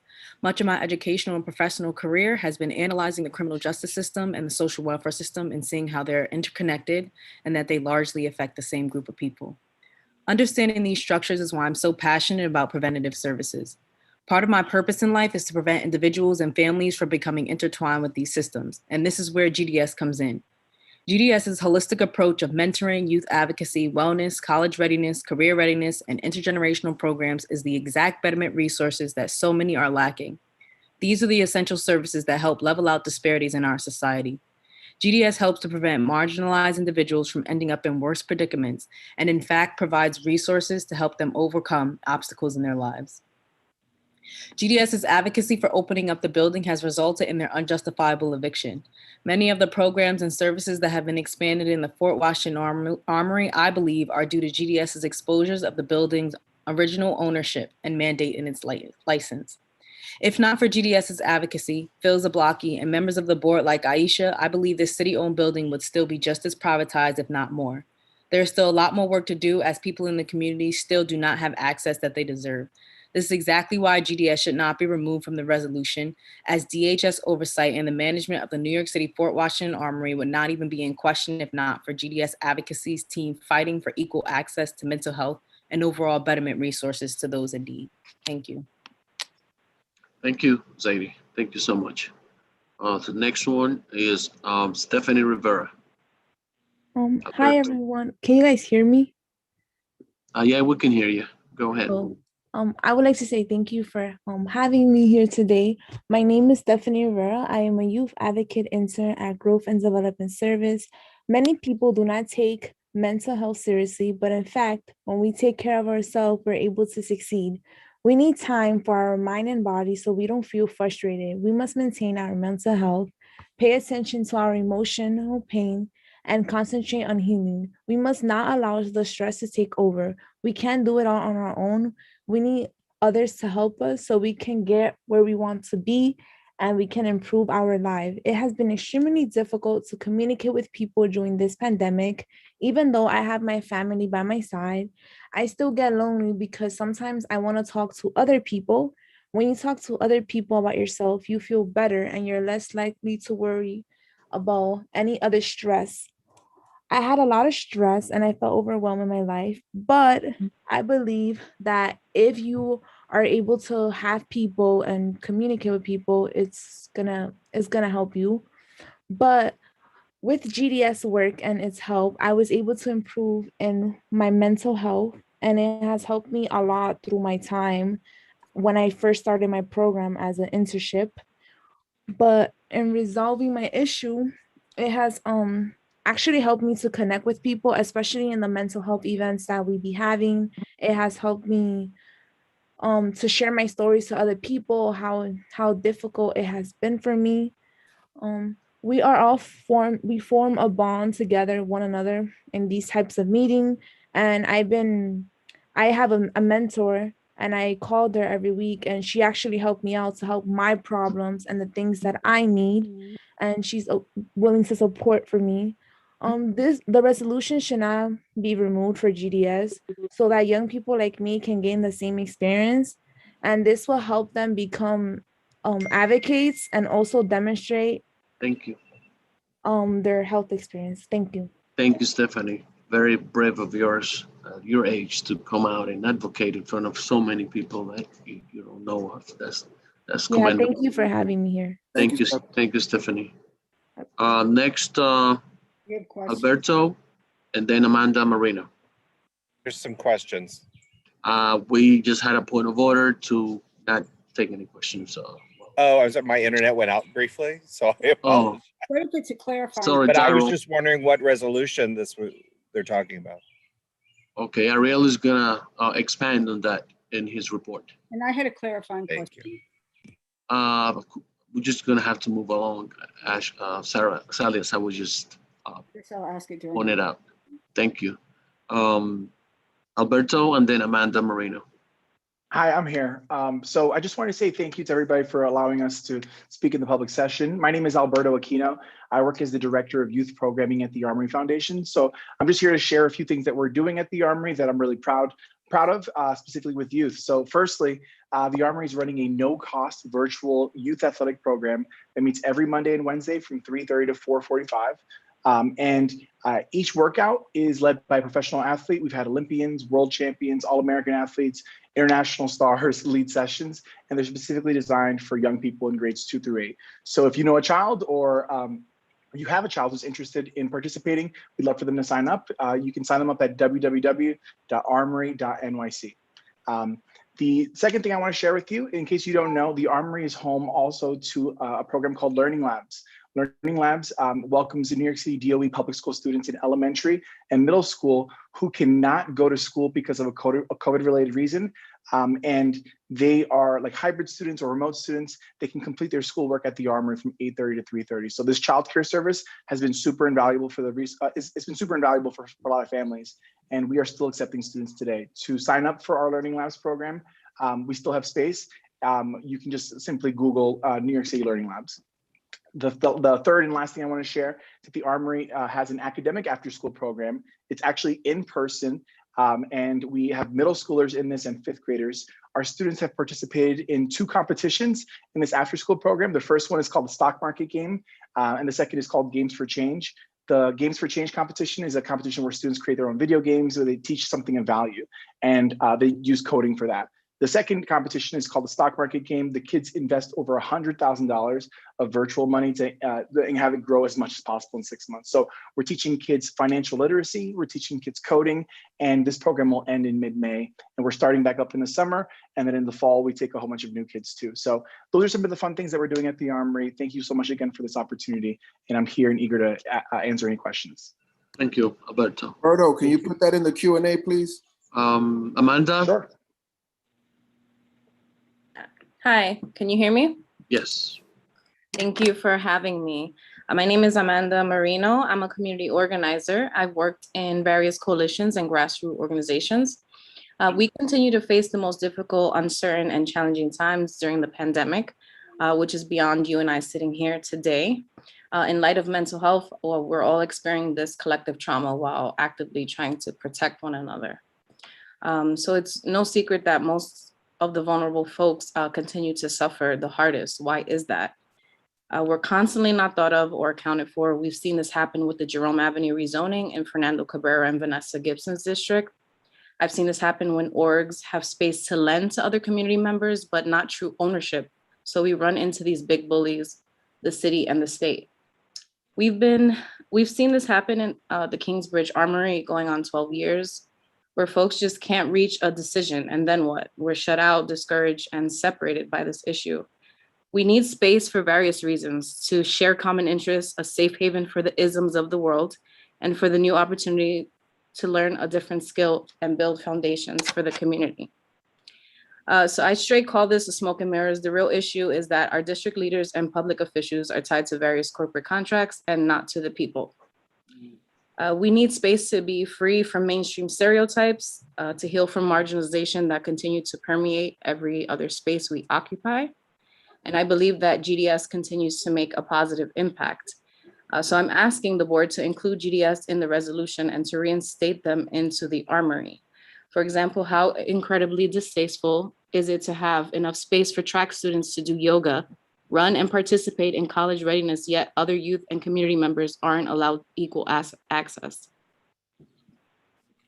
So again, this is my ask. If you can please reinstate them into the Armory and continue to include them in the resolution.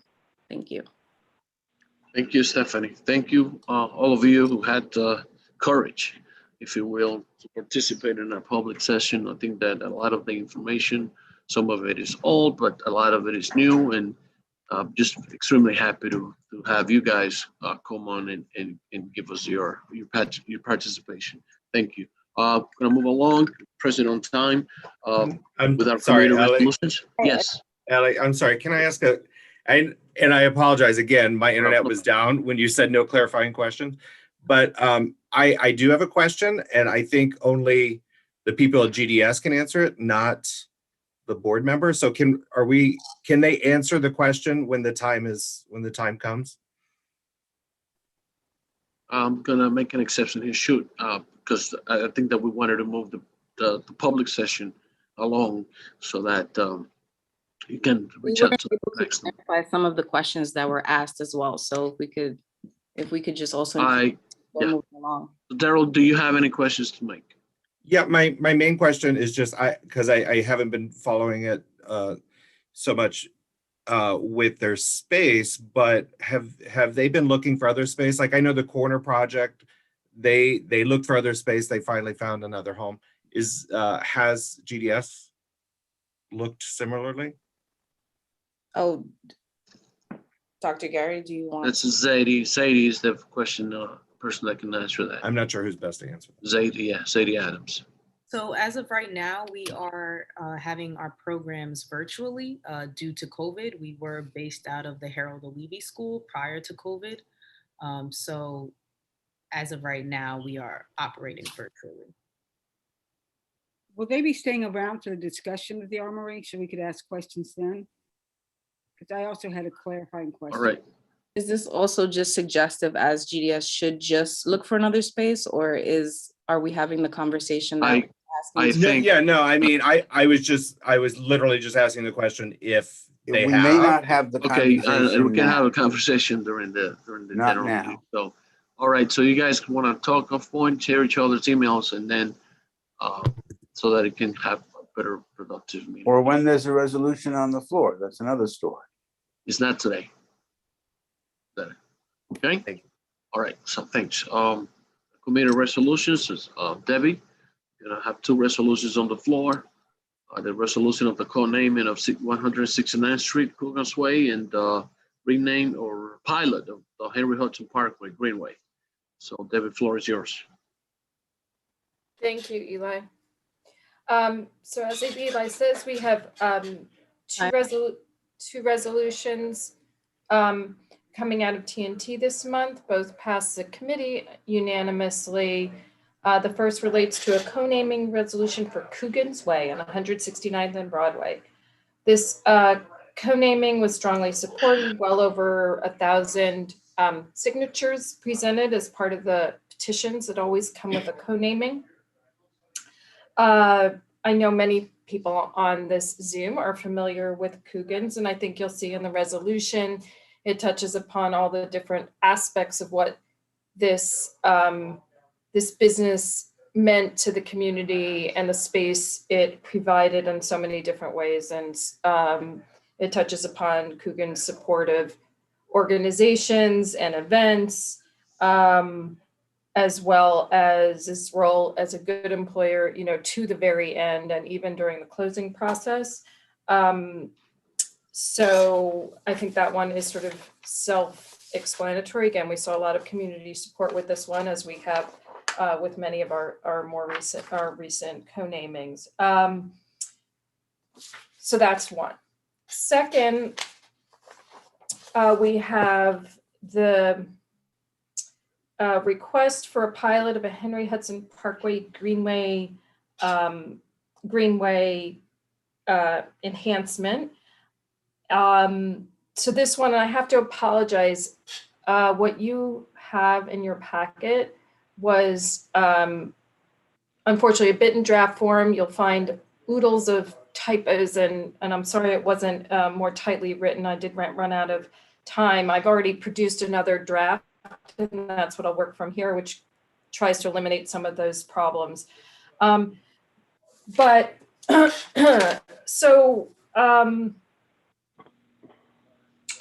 you know, as most people know, there's a greenway that runs along the west side of Manhattan Island. It's heavily trafficked by bikes and pedestrians.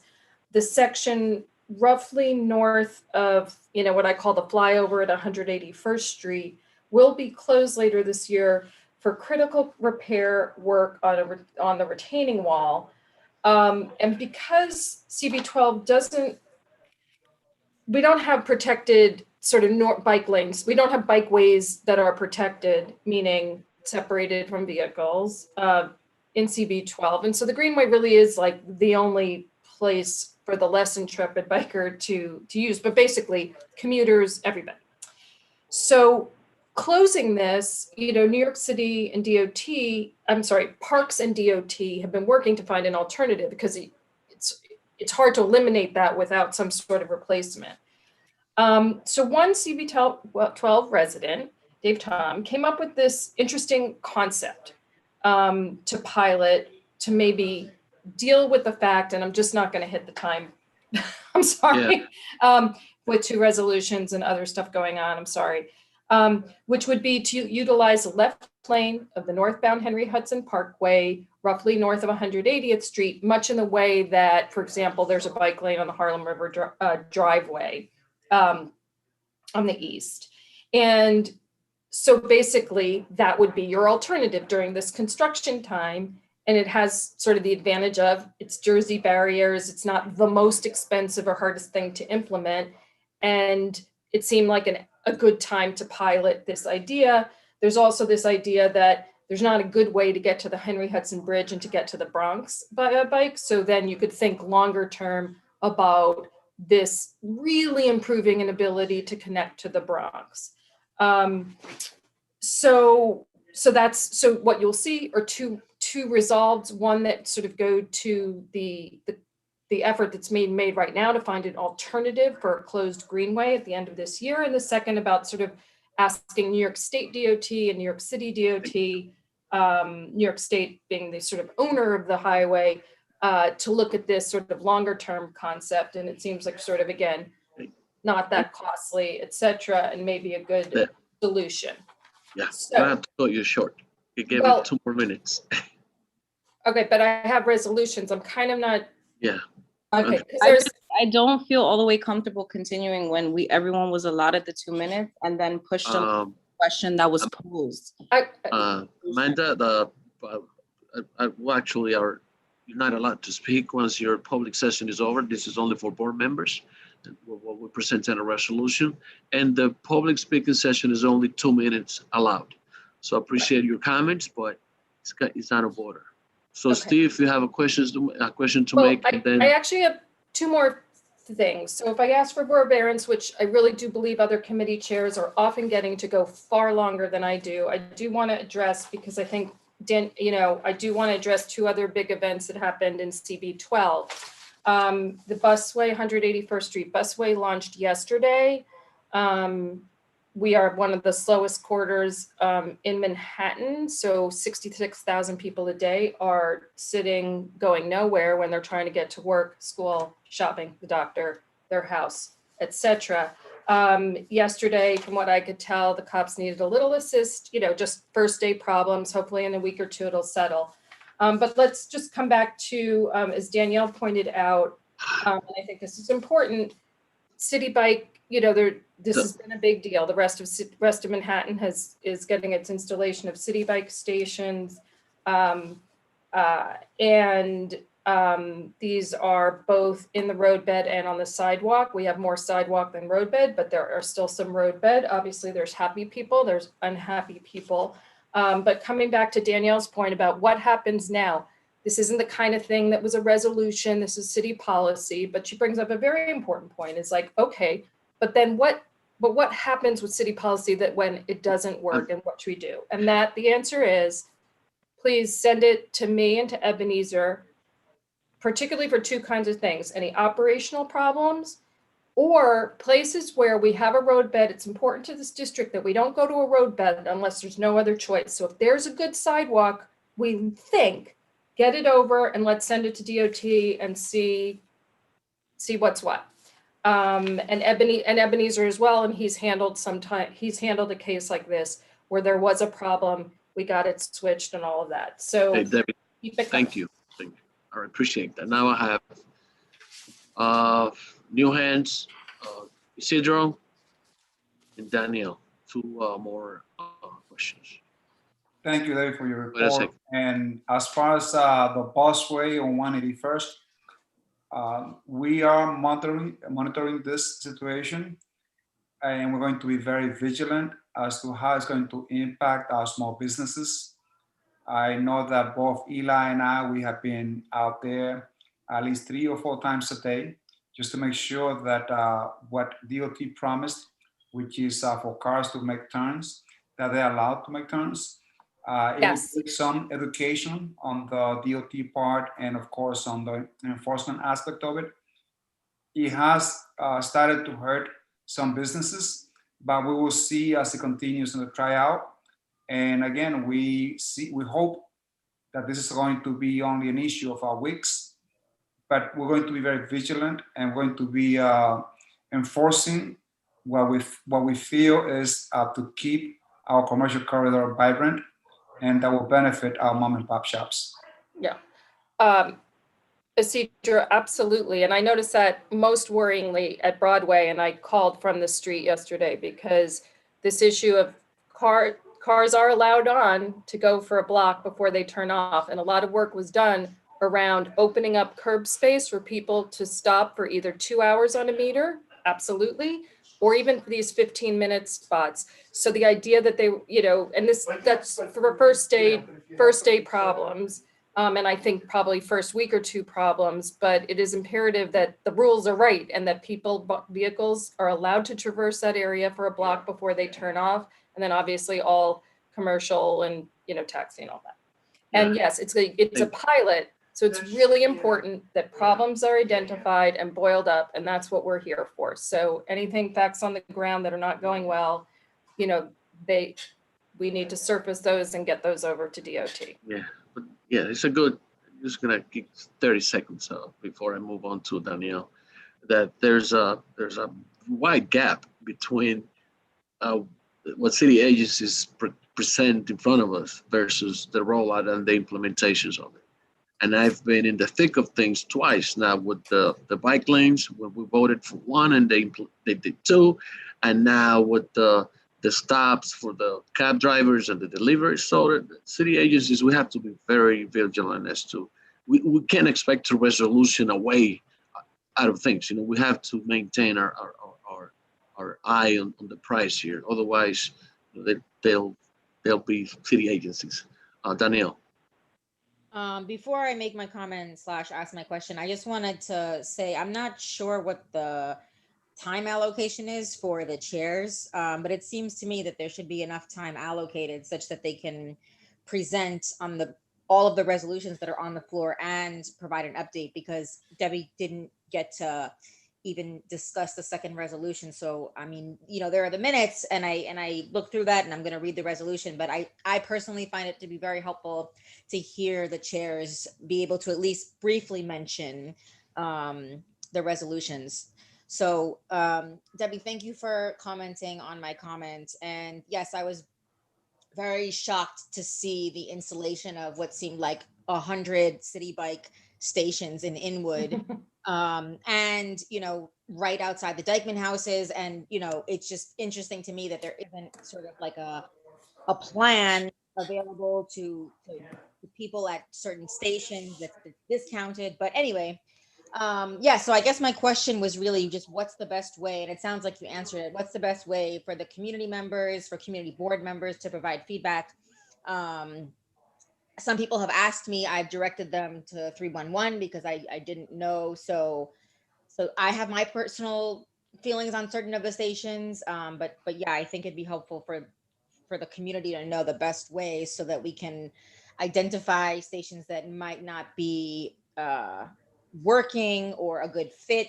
I mean, you said that, you know, if there are operational issues, but I think for me, it seems like certain stations are just not appropriate. And also, I don't know about any impact studies that were done on each of those stations. So, and I'm not sure if City Bike or the city, you know, does that for every single station, but that's something that I would have been interested in knowing about. Yeah, those are my comments. So, but I just want to highlight, Danielle makes also a good point about, and I should have mentioned that in addition to, you know, for members of 311 is also important, right? Like, because that's another important way that we voice our concerns about city services, etc. And but yeah, all we can do, again, that's what Ebenezer is here for. Again, he's dealt with it. He's been successful in one that just wasn't, there were some issues, and he worked with DOT, et cetera, to make sure something was identified, something was moved. I'm working on another one.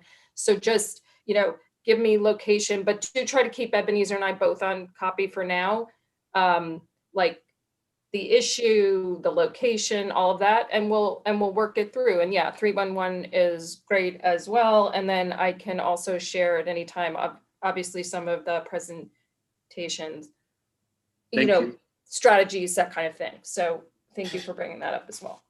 Thanks, Danielle. Thank you. Debbie, we're gonna, before we move on to Liz's presentation of a resolution, we're gonna have our. No. I can listen. I like listening. Go ahead. I don't You want like to. listening? Yes, Liz? I like. I'm very patient. Liz, the floor is yours, Liz. Go ahead. Yeah, go ahead. Thank you. I have a friendly amendment on the Coogan's resolution. Please. Oh, I thought that was an old head. I'm sorry. My apologies, Steve. Hey, don't we get that at the time of when we're voting? No, we do it now. No. So on Debbie, on the Coogan's resolution, in the resolve clause, let's make sure that Coogan's is spelled correctly. It's apostrophe S. Yes. We wouldn't want the sign to be misspelled, and we should designate the northwest corner of of West 169th and Broadway. We should specify the particular corner. Thank you, Steve. I appreciate it. All right, that's my amendment. Accepted. Thank you. Good, very good. Caesar, Can- you gotta can- take notes. Can Francisco pass the wine that he's been drinking? I was going to say the same thing. I'm like, Liz, could reach your out time and to grab speak. it. Your time to speak. Thank you. Tell them about the Primo. All right? Huh? Tell them about the Primo you drink, the Portuguese wine. I have no idea what you're talking about, and That was for I'm not really sure that my This meeting is getting out of hand. yeah. Mary? Can we? Steve, it's enough. Let's move on, please. Mary, did you have a question for the resolution or? I was just thinking, isn't it the southwest corner of 169? Yeah, the lamppost where the sign would be installed is unfortunately it's on the northwest corner. It we in a perfect world it would be on the southwest corner, but it's on the other side of the street. Oh, okay. Okay, thank you, Liz. Finally, so can much. get to you. All right. Thank you. So the Parks Department has extended the deadline for the request for proposals for the Fort Tryon Park concession. That the original deadline was April 23rd. That has been extended by 2 weeks to May 7th. So if you know of restaurateurs, particularly in the community, who might be interested in that, the information on the RFP is available on the website, or reach out to me or reach out to Ebenezer, and we can make sure that you have that information. The Parks Department has a litter ambassador program that is an organized way for people to volunteer to hand out garbage bags to people during peak times in peak parks. One of the things that really helps with folks cleaning up in parks is to have garbage bags and to also have the sort of positive reinforcement from folks in the community, encouraging people to pick up after themselves in this time of peak use and less funding. Everybody really needs to pitch in. The May committee meeting, I encourage everybody to read the minutes, and thank you to Naima Silver for taking the draft minutes this past month. The May meeting for Parks and Cultural Affairs will be focusing primarily on hearing from FDNY, NYPD, Parks Enforcement on various enforcement issues as we gear up for summer. We'll also be hearing from Tanya and the Noise Task Force and some of the progress that she has made with some of those agencies. And then in terms of the resolution, at our last meeting, we had a pretty robust presentation from the Parks Department on their plan for the renovation of the central lawn in Bennett Park. It started out with a couple of people in the chat with really angry feedback saying, this is outrageous. I can't believe that the Parks Department would be doing this without coming to the community first. And I said, well, actually, that's what this meeting is about. And by the end of the meeting, that very same person put a comment into the Q&A saying, you know, I'm really sorry, my comment was premature. This is a beautiful plan and a really thoughtful design. So I've never really had it happen where we have such a well-attended meeting and literally everyone in the meeting is happy with the proposed plan, which will, as you can see from the resolution, replace the central lawn with artificial turf, not the crumb kind that's really hot and injurious to people who are sitting on it when it's warm out. There'll be a planted berm, and accessibility will be maintained during construction. And shout out to the borough president and the council member for funding the $1.1 million for this program, for this project, which will break ground hopefully Labor Day of next year and be done 12 to 18 months thereafter. Are there any questions? Let's see, one hand, Isidro, is that you? Mary's hand is up first, so. No, that's an old hand. And if I did, Isidro hasn't said anything as of yet. Okay, Isidro? Thank you, Liz. That you know of, has there been any local operators in trying to apply for the RFP that will have a new Leaf Cafe? Parks Department is obviously not able to say who or how many applicants they've received, nor will they really be able to say how many applicants they received until after the concession has been awarded. So we're not going to be able to get that information from the Parks Department. I do know, based on conversations that I've had with restaurateurs that I know of, there are 4 people, 4 different existing restaurateurs in the community who have expressed an interest in it, and many of whom have come to our committee meeting in previous years when this has been discussed to get a sense of what are the things that the community is interested in. But if you know people in the bid or that you think would be interested in this, you should definitely encourage them to apply. Thanks, Isidro. Great question. Are there any questions on the reso? There are no more questions. So moving along. Thank you, Isidro. Unless Gail wants to step in and do her. I'll be very, very quick, Mr. Chair. Two things. One is I want to thank Isidro and Dr. Compton because you had a great discussion with the inward merchants. And I think the fact of the matter is that the federal applications are going to open up either Friday or next Monday for funding for small business. And goodness knows we have to have everybody in Washington Heights Inwood ready to apply. So congratulations on getting the discussion going, as well as all the other issues that small merchants have to deal with. We every Tuesday at 3 o'clock, we have discussions either about vaccine or recovery. So we had the head of the czar, who is the person who's in charge, Lorraine Grillo, last week.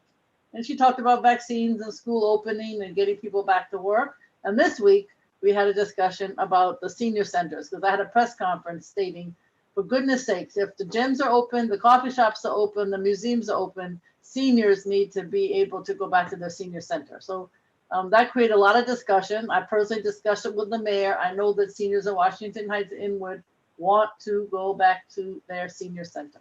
So we're working on it. It seems to me that they should get open because the directors are phenomenal. I want to mention that on May 4th, from 4 to 5:30, we're having a virtual town hall with CUNY to talk about CUNY in the Heights. The good news, and I think Alvin Bonilla was helpful when he was deputy borough president to get Borough Manhattan Community College to run CUNY in the Heights. But we want to get your input, so we'll make sure that people know about it. We also are having a town hall on the May 11th from 6:30 to 8 to talk about ranked choice voting. I think people are confused. There's lots of forums on it, but you can never have enough. I also want to just mention really quickly that the issue of schools, summer. So my understanding is every school is going to have money for making summer school fun. That means to me arts, arts, arts. So we're getting a list of all the arts organizations in Manhattan, obviously for Community Board 12. We will send it to you and to every school. And we're going to say, for goodness sakes, use your money. And you could certainly use it for sports activities also, but please use it for the arts organizations. They are so hard for some of these individual groups to get funding during this pandemic. So just so you know, other ideas to get the kids to have a good summer experience. It's going to be open and it needs to work well. High school graduations are another issue. They need to be outside. I've had some trouble with the Parks Department to get them to give them the space to do that. They say, oh, yes, you can use space. And then they say, oh, no, you can't use that space, which is what makes sense for the school. Now, some schools like GW have enough space, but others do not. The mayor is just floating in money right now, $98 billion budget. But watch it, watch it, watch it. Make sure that it goes to the right people. I am glad that after many years, the mayor says he's hiring social workers, 600 of them, needed everywhere, certainly to be culturally appropriate, full-time at every school, we hope. We don't know the plan, but I want to say we're pleased about that. But in general, I suggest that you are very, very on top of that issue. Thank you very much. All the things that Board 12 is doing, we are working to get by the beginning of May, your next meeting, the applicants for re-applicants and for those who are new applicants to the board. I think we'll be able to do that. And I want to say late Earth Day, we gave out the 2021 Manhattan Borough President tote bag to the Green Market in Inwood, to Fine Fair, to Seatown, and to Shop Fair. We had a lot of fun because you have the most wonderful grocery stores. Thank you very much. Thanks, Gail. Thank you so much for your support. Thank you. Thank you. Isidro, have your resolutions. So on our last committee meeting, we had a representative from our Small Business Solutions to introduce their services for new operators, including recruitments in case they recruit locally. This particular department will take care of the recruitment aspect of it. So we were pleased that they were there to introduce various services to our restaurant industry. We also had, of course, Jennifer Sanchez, who is the Entity 60 organizer for the bid. And we introduced, our event, which took place yesterday. And we're very grateful for Gail Brewer's presence along with other elected officials that were there. And we had a lot of the city agencies there as well, addressing questions directly from the restaurants. So we had a very, very good event scheduled for yesterday. So thank you so much to the elected officials, including the Councilman Rodriguez and Gail Brewer. So going back to our committee, we had 15 resolutions. And, I would like for the committee members also to chime in case I miss anything, or if you want to compliment and add, please feel free to add. So we had 15 licenses again, 8 of which were renewals. Most of them of these renewals didn't show up, or they didn't submit a questionnaire, or they didn't post the public notice. That's why you will see some rejections or some recommendations to be rejected because they, didn't provide public notice, or they didn't come to the board, to the committee meeting, and they didn't provide a questionnaire. So there were a lot of issues there. Based on all the emails that I received, the stipulations that we requested, the documents have been received. I have a copy of it. And, for those withdrawals, you're not going to be voting on agenda item number 10, 12, and 14 because they were withdrawn. So again, you're not voting on agenda item number 10, 12, or 14. At this point, I'd like to open up the floor for questions.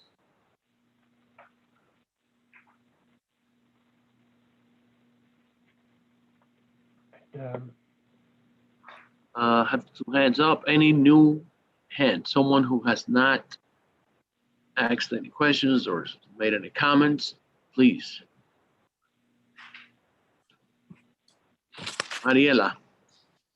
Hi. Actually, no, you've already said something. Let me go back to Mariela Lee and then you go next. Okay. Sorry. I was just looking for new hands. Thank you, Eliasar.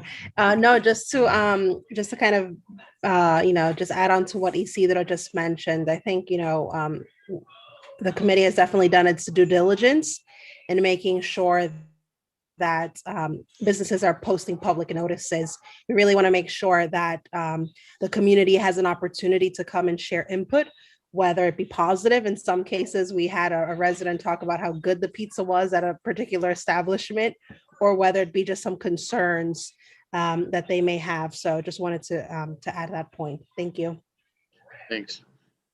Mariela? Okay.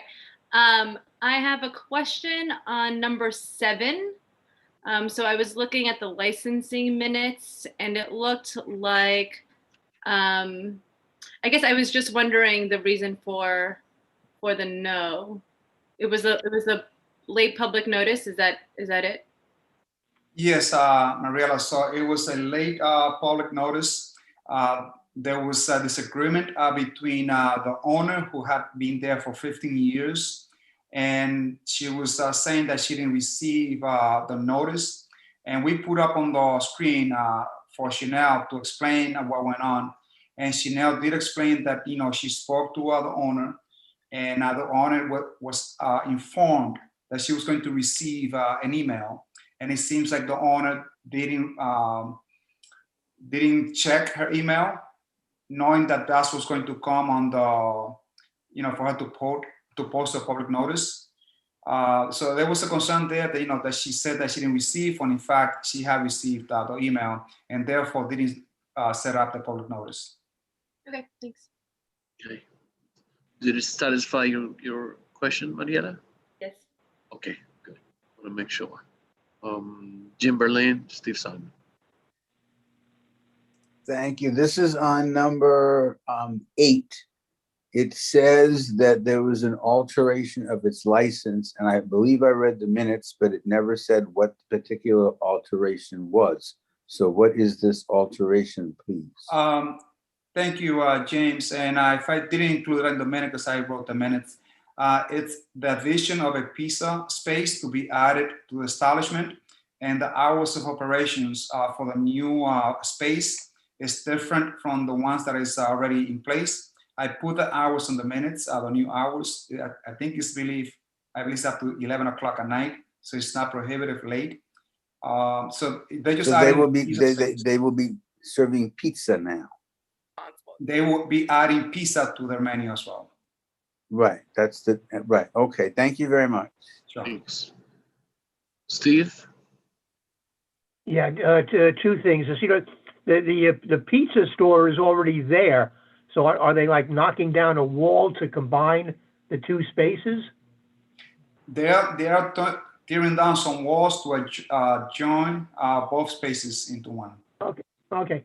And item number 7 that you spoke to Marielle about, the minutes actually say that the owner was present at the meeting and noted that she had posted the public notice, but later noted she did not have the public notice or questionnaire. So Isidro, did she post it or not? Isidro, if I may. Yes, please. Sorry. Yes. So the situation behind it is that she claimed that the office hadn't sent her email after Chanel pulled up the evidence. They had sent her an email a week prior, and she just doesn't check her emails, as she mentioned during the meeting, during the committee meeting.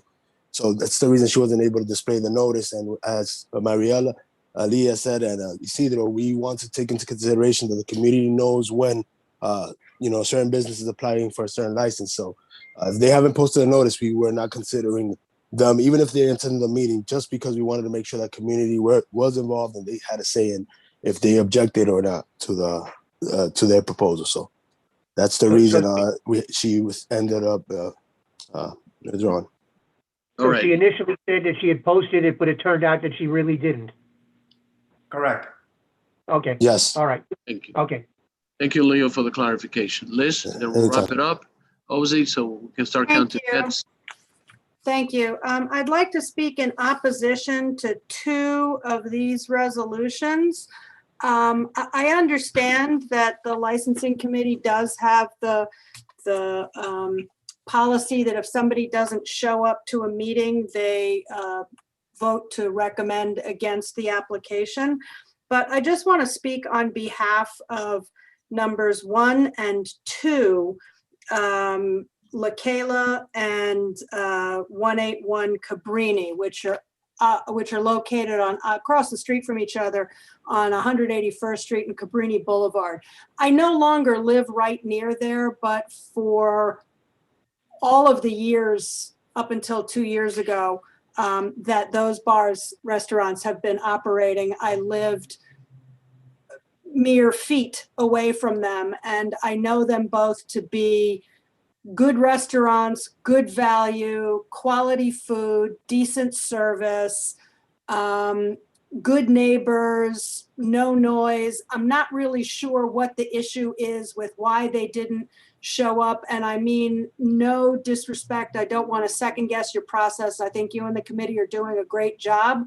But I know both of these two restaurants to be good community actors and totally the kinds of businesses that we want in our communities. They're responsive. They don't make a lot of noise. They don't have a lot of complaints. They got no 911 calls, no 311 calls. And I would really encourage people to vote in favor of those two renewals, which would be a vote of no on those two items. Okay, thank you, Liz. Hi, Liz. So just to comment on that, I know those particular restaurants. I go there quite frequently, and I know that they do provide good service. However, because we are doing this across the board, we want to be consistent. Of course. No, I'm not objecting in any way to that. I'm just encouraging people to vote against the resolution. Very well. Because they're great establishments. Okay, great. Thank you. So, Ozzy, Yeah. is yours ready to count? All right. Thank you, Rosie. Ozzy. All right. Hold on a second. All right. So we have 7 negative resolutions. If you vote yes, you vote with the committee's recommendation. If you vote no, you vote against the committee's recommendation. We have 3 resolutions that got withdrawn, number 10, 12, and 14. On those, you do not have to tell me how you vote. Okay. Marielle Ali. Yes to all. Yes to all. Richard Ullman. Yes to all. Yes to all. Mary. Yes to all. Yes to all. Glennis. No to the resolution for LaKayla, which is number 1, and yes to the rest. No to 1 and yes to the rest. Correct. Wayne. I abstain on 11 and 13. Yes to the rest. Abstain on 11 and 13. And yes to the rest. That is correct. Thank you. Jim. I shall follow exactly what Wayne did, except I will vote no on 11 and 13 and yes to the rest. You vote no on 11 and 13 and yes to the rest. Correct. Tanya. Yes to all.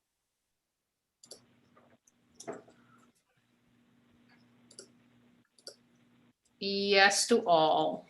Okay. Daryl. No to 1 and 2, yes to the rest. No to 1, no to 2, yes to the rest. Nobles? Thank you, OC. Yes to all, please. Yes to all. Robin Cruz? Yes to all. Yes to all. Wildest Cruz? Yes to all. Yes to all. Gerard? Gerard Dangle? I don't think he's present. He was there. I'll get back to him. Catherine? Catherine? I'm here, sorry. Yes to all. Yes to all. Domingo. Domingo Estevez? I thought he was there. Don't see him there. Okay, Gabriela. No on 1 and 2, yes to the rest. No on 1, no on 2, yes to the rest. Ashley. Yes to all. Yes to all. Yes, thank you. Sally. No on 3, 8, 9, 11, 13, yes to the rest. No on 3, 8. Can you repeat that? Yeah, 3, 8, 9, 11, and 13.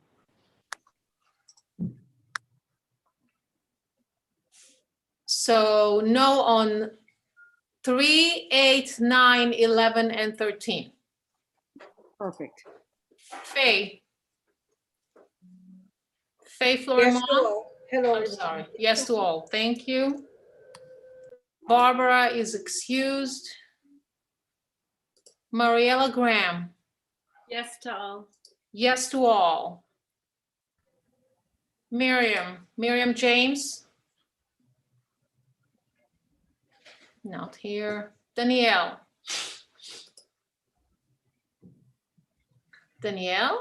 All right, I was trying to figure out how to unmute.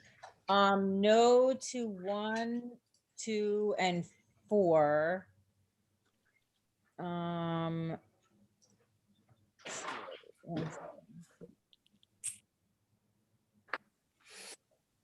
Yeah, 1, 2, 4, and yes to the rest. No on 1, 2, and 4. Yes to the rest. Thank you. Leo? Yes to all, OC. Thank you. Yes to all. Joseph? Yes to all. Yes to all. I vote no to 9, no to 11, and yes to the rest. Elizabeth Lehman, I don't know if she, I'll get back to her. I don't think she sent a message. I'm not sure she made it to the. I don't think she made it. Okay. Francisco Lopez. Yes, okay, so yes to 3, 8. Tell me the no's. I just need to know the no. Oh. Which one you vote no, abstention, and then the yeses. Okay, I'm gonna abstain from 1, 2, 4, 5, 6, and 7. Yeah. And yes to the rest. Abstain on 1, 2, 4, 5, 6, and 7, and yes to the rest. Oh no, and abstain from 15 as well. Abstain on 15, Yes, and yes to the rest. and yes to the rest. Okay, Liz? Come back to me. I'll come back to you. Maria? No to 3, 8, 9, 13. Yes to the rest. No to 3, 8, 9, 13, and yes to the rest. Correct. Cindy? I don't think I saw her. Cindy Matos? I don't think I saw her there. Okay, Jay? No to 11 and 13, yes to the rest. No to 11, no 13, and yes to the rest. Isidro? I can't vote on agenda item number 13 and 15 because they're part of the Washington Heights bid. And I cannot vote because of conflict. Yes to the rest. Can you, oh, okay, you state your conflict. Okay, so you are not voting on item number 13 and 15 due to conflict, and yes to the rest. Ariel? I vote no on number 1. No on 1, And then yes to rest. and yes to the rest. Debbie?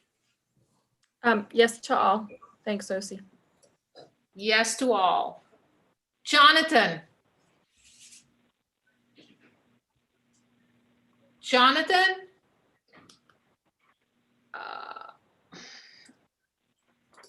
Aisha is excused. Rosie? Yes to all. Thank you. Yes to all. Paradise? Paradise? Dinner. Bruce? Yes to all. Yes to all. Etta? No to 1 and 2, yes to the rest. No to 1, no to 2, yes to the rest. Steve? Not voting on B and C because of my position with the Department of Parks and Recreation. abstaining on 1, 2, and 11, voting yes on all others. Not voting on B and C due to conflict. Abstain on 1, 2, and 11, and yes to the rest. Yes, thank you. Also, Right, get back to excuse- me. I have some I issue. will. Let me finish the list, and then I'm going to get back to the one that I didn't have a chance. Angel, Yes to all. yes to all. Curtis, Yes to all. yes to all. Okay, now I'm going back. Glennis wasn't here. I'm sorry. You gave me your never mind. Scratch that. Daryl, I have to go. No. I'm here, Avi. I think you gave me your vote. Hold on a second. Gerard, are you here?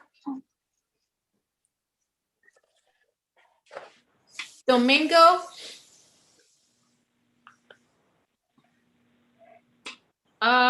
Eli, Yes to all. Thanks. hold on. Yes to all. All right, are you here? And I did not call your name. I have a change, Josie. You were supposed to come back to me? Okay. Give me a sec. Let me find you. Okay. Yes, Liz. I vote no on 1, 2, 4, 9, 11, 13, and 15. Once again, that's no on 1, 2, 4, 9, 11, 13, and 15.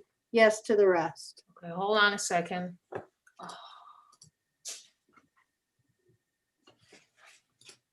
Okay, I'm sorry. Can you please repeat it again? I vote no on 1. I vote no on 2. I vote no on 4. I vote no on 9. I vote no on 11. I vote no on 13. I vote no on 15. I vote yes to the rest. Okay, I have you as no on 1, 2, 4, 9, 13.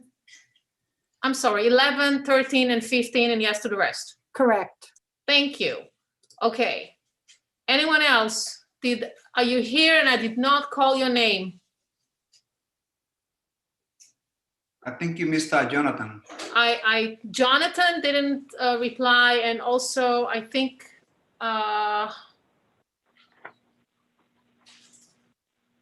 Jonathan is there. I asked you to call me, and you said that you were gonna do it at the Okay. end. Okay, Jonathan, go ahead. Sorry. It's okay. I vote yes to all. Yes to all. Okay, one more time. Are you here and I did not call your name? Okay. Glennis is here. Did I not call her? Hold on a second. Yes, Avi, Yes, you called I me in the did. beginning.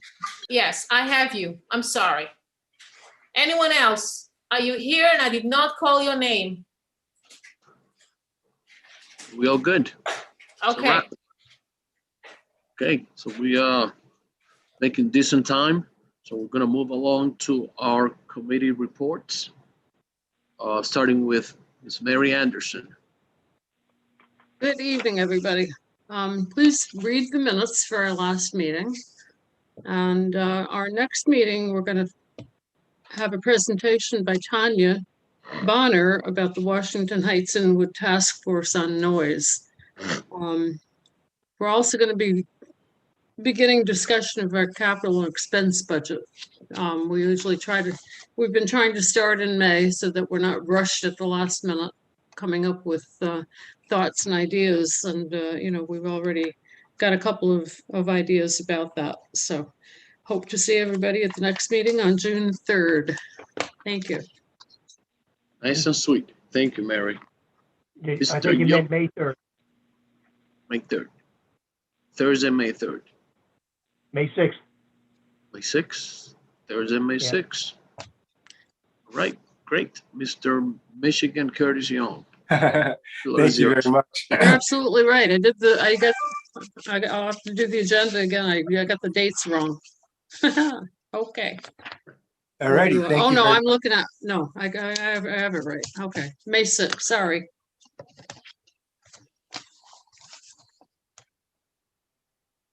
Okay, great. Okay, thank you very much, Mr. Chairman. I wanted to start off by taking a moment of personal privilege, I would say, to thank the board. It's been a very exciting time for me. As you know, my brother was released from being incarcerated for 11.5 years of prison. And so I'm here in Michigan to support his reentry. And I was thinking a lot about the work we do in Public Safety Committee, and so much of the work we've done and conversations we've had have involved reentry and advocating for changes to parole. And now I'm in the trenches of that. And so much of the work has been driven, that we do in community kind of has informed my experience with providing a really strong support system as people need during this transition in life. He's doing a great job, and I'm happy to be here to support him. So apologies for my absence at the last meeting, but I'm helping out family. So without moving on from that, we are going to be having our last meeting in May. We talked a great deal about marijuana legalization.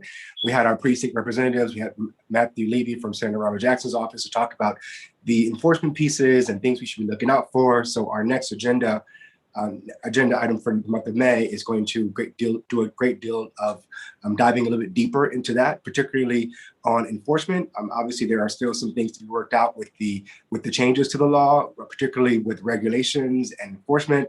There are still a lot of questions that we were not able to answer at our committee meeting last month, but thankfully we do have someone coming. I've invited Natalie Papignon from the Equity Organization. She's the founder, to talk a bit about the social justice piece of that and things we need to be looking out for as we dive deeper into the creation of the Office of Cannabis Regulation and all the tax structures to ensure that we are ahead of the conversations before it gets too crazy.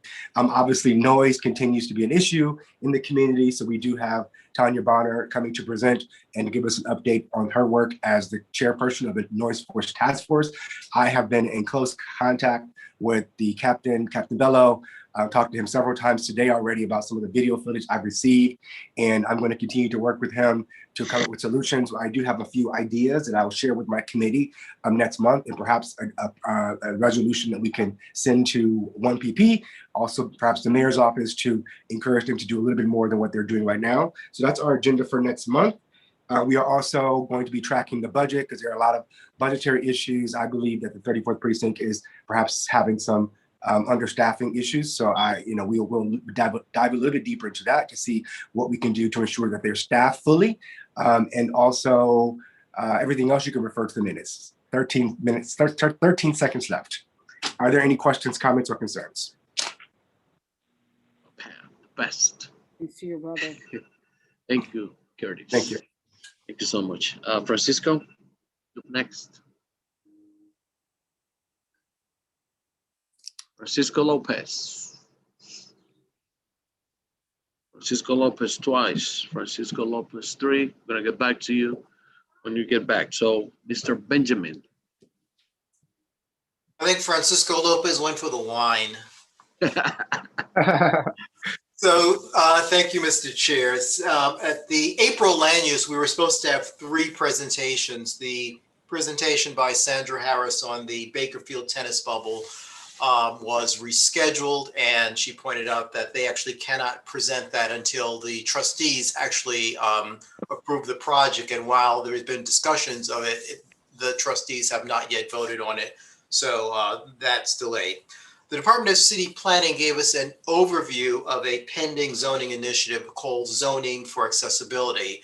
That was not the formal, presentation. That is actually going to happen at our May land use meeting. And that zoning initiative, put very briefly, is a framework of both easements and zoning bonuses on private, property to help incentivize making stations accessible. And we'll get more detail on that at the May meeting, and we'll have a resolution to present concerning that zoning initiative.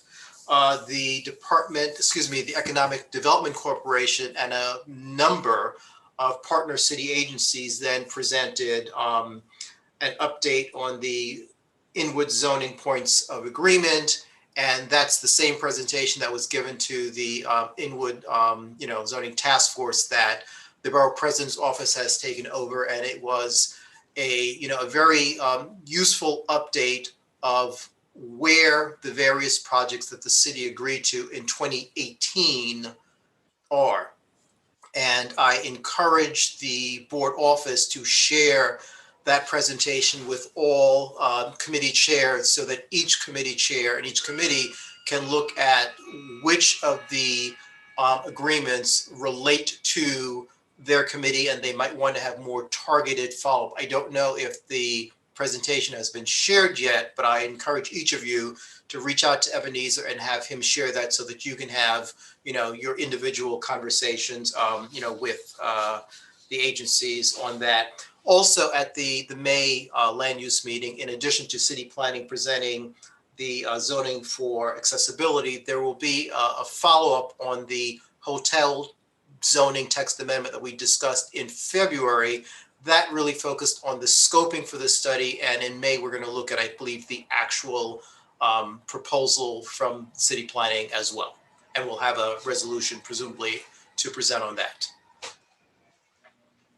Stéphane. You're muted. I can't hear you. Oh, Stefan, très bien. Ms. Reader, I see your hands up. Yeah, I don't know if it's appropriate here, but I was reminded when Wayne mentioned the tennis bubble that someone from Columbia was supposed to speak during the public session, but for whatever reason, they weren't able to make it, to announce that they will be reopening the track hours to the public. I don't have the specifics on what the hours are, but it will be reopening at some point in May. Okay, but that's not for land use, right? I don't know. This is the sports committee that we don't have. Okay, thanks. So next up is our beloved Faye Florimon, Youth and Education Committee Chair. Faye, floor is yours. Good evening, everyone. Thank you, Mr. Chairman. Yes, so first of all, I would like just to start by thanking everyone who attended our census data webinar this past Thursday. In particular, I wanted to thank Steve, Tanya, Sarah. I believe that Mary Anderson attended, but that was unfortunately when it was almost finished. I also wanted to thank Ms. Batino who attended, the meeting, and of course, Sarah Malaiska, who is the representative for the census, who presented a wonderful presentation. I wish that more members attended because this is a very important issue, and everybody, I think we ought to stay informed. But the presentation was sending in the links to everybody. On that, I just wanted to say that we had 3 presentations. One was for the Josephine Henry Photography Program. We also had the Angela Abreu, founder and creative director from the Dominican Writers Association. And also we have a John Gracious lady from the, she's a volunteer from the project in Riverside Park for Washington.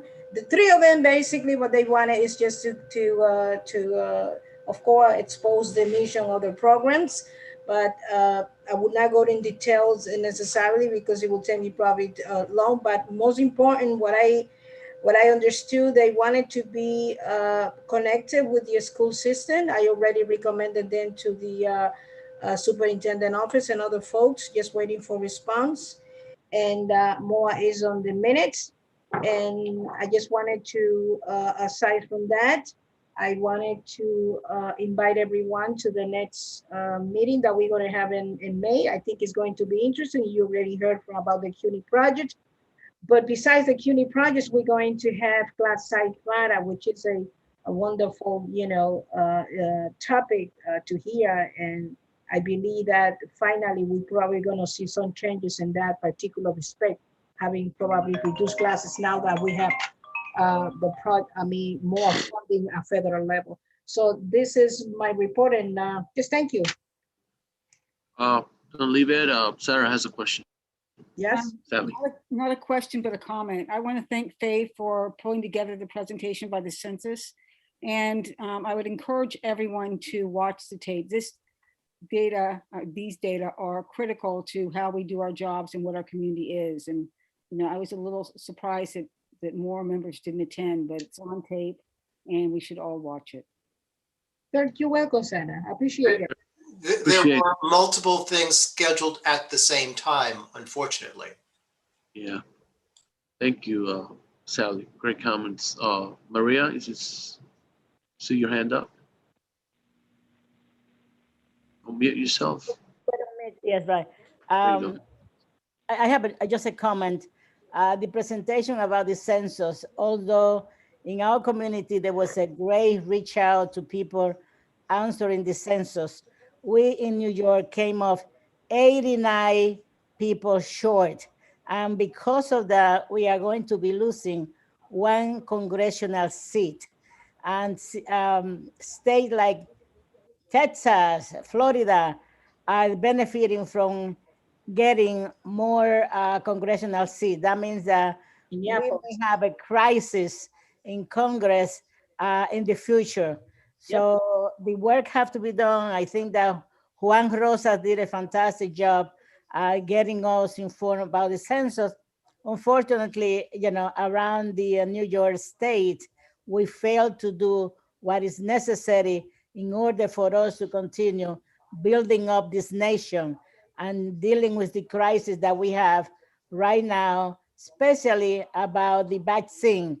We see a lot of resistance for people not getting the vaccine, and this is going to backfire in all of us. So I just wanted to make that comment. I'm very upset about it. I'm very sad about it that we are going to be losing one congressional seat because of lack of participation and interest on people. We should have done a better job. Thank you.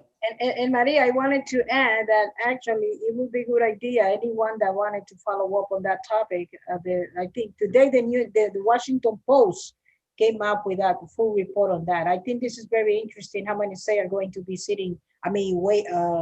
losing seats? And yes, we are going to be dealing also with redistricting. Because of the redistricting, this is going to affect probably community of colors, and we are part of the community of color in New York State. As usual. Thank you. Thank you, Maria. It's a great points for us to make ourselves accountable for some of the things that we should have done better and that we can do better. Moving on, unless there's another comment. Yes, Liz? Yeah, not to take away from the truth of what Maria did just say, I was actually terrified that we were going to lose 2 seats. So while it really is a bummer that we're losing 1 seat, I think another way to look at this is it is a testament to the hard work done by many of the people on this Zoom that we only lost 1 seat. And I would have rather have lost 0 seats, and it's awful that we were so close to not losing any seats, but we worked really hard to not lose 2, and I think we can be proud of that. Well, it's going to take us 10 years now to correct that, and that is the problem. All right. That's right. Thank you, guys. Thank you very much. Thank you, Faye. Great presentation. Great report as well. The next up is our new and improved Ariel Miranda. Hi all. I don't know when I got new and improved, but that's a great feeling. They're safe. Less beard. So for this past month, we had a presentation both by HPD as well as then DHS in partnership with also the Bowery Residents Committee. So we kind of got the dynamic duo this week or this past month. HPD was coming forward in order to tell us about really the housing lottery, talking a little bit more about also the Housing Ambassadors Program. Unfortunately, just due to technical difficulties, people not getting the link, so it was. We kind of discussed this at length trying to talk about how we're really supposed to be using this website in the future. I'm going to be looking to essentially bring back one of our housing ambassador representatives from Cloth at a later time, because unfortunately they also could not necessarily stay through the issues they had. But I did raise to HPD that many of the concerns we had with the ELISA, we're also looking to try and see if that can be addressed in the future with any other postings that they're expecting to put forward on their housing lottery website. I think that we've also heard far too many times that oftentimes this is already set up before it even gets to the website, way before in the planning stages. And so I've asked that HPD is also taking it back to really the executives, the individual deputy commissioners who are meeting and putting together these project plans, that they are going to try and set up outreach to the communities and talk to us about exactly what we're looking for in terms of housing. Money, I've mentioned specifically that many of the apartment and the units really that are getting put up on housing lottery are not necessarily going to be affordable to many of us. And it oftentimes leaves out many individuals who fall in between the income bands that sometimes they'll put forward. So, we're asking for that information. We're trying to figure out how exactly it's going to benefit us in the future. But that was really the takeaway from our conversation with HPD. For DHS, I'll just note that we had the individual discussion about really what they're planning on doing at 3966 10th Avenue. They now stated that they're going to be looking forward to putting really what I guess you could call it a sort of ceremonial site together that essentially commemorates much of the history of individuals who have been enslaved. During that conversation, I specifically asked that they sought to really look into the history thereafter, because many individuals who were enslaved were actually forced as a result of the quote unquote Reconstruction era into what was the poorhouses, modern day ideas of shelters. Specifically, this was what affected Black Americans. And so, there's something to be said of what they're going to be doing with these plans. Last thing I'll just say, everyone, please, please, please come to our meeting. This is going to be the last time I'll be putting forward on our agenda discussions about the Fort Washington Avenue Armory resolution.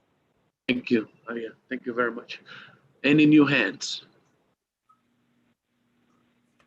And sorry, lastly, I'll just say really quickly, we're talking about Rent Guidelines Board resolution yearly. It happens. Please come if you want to talk about that as well. Thanks. Great.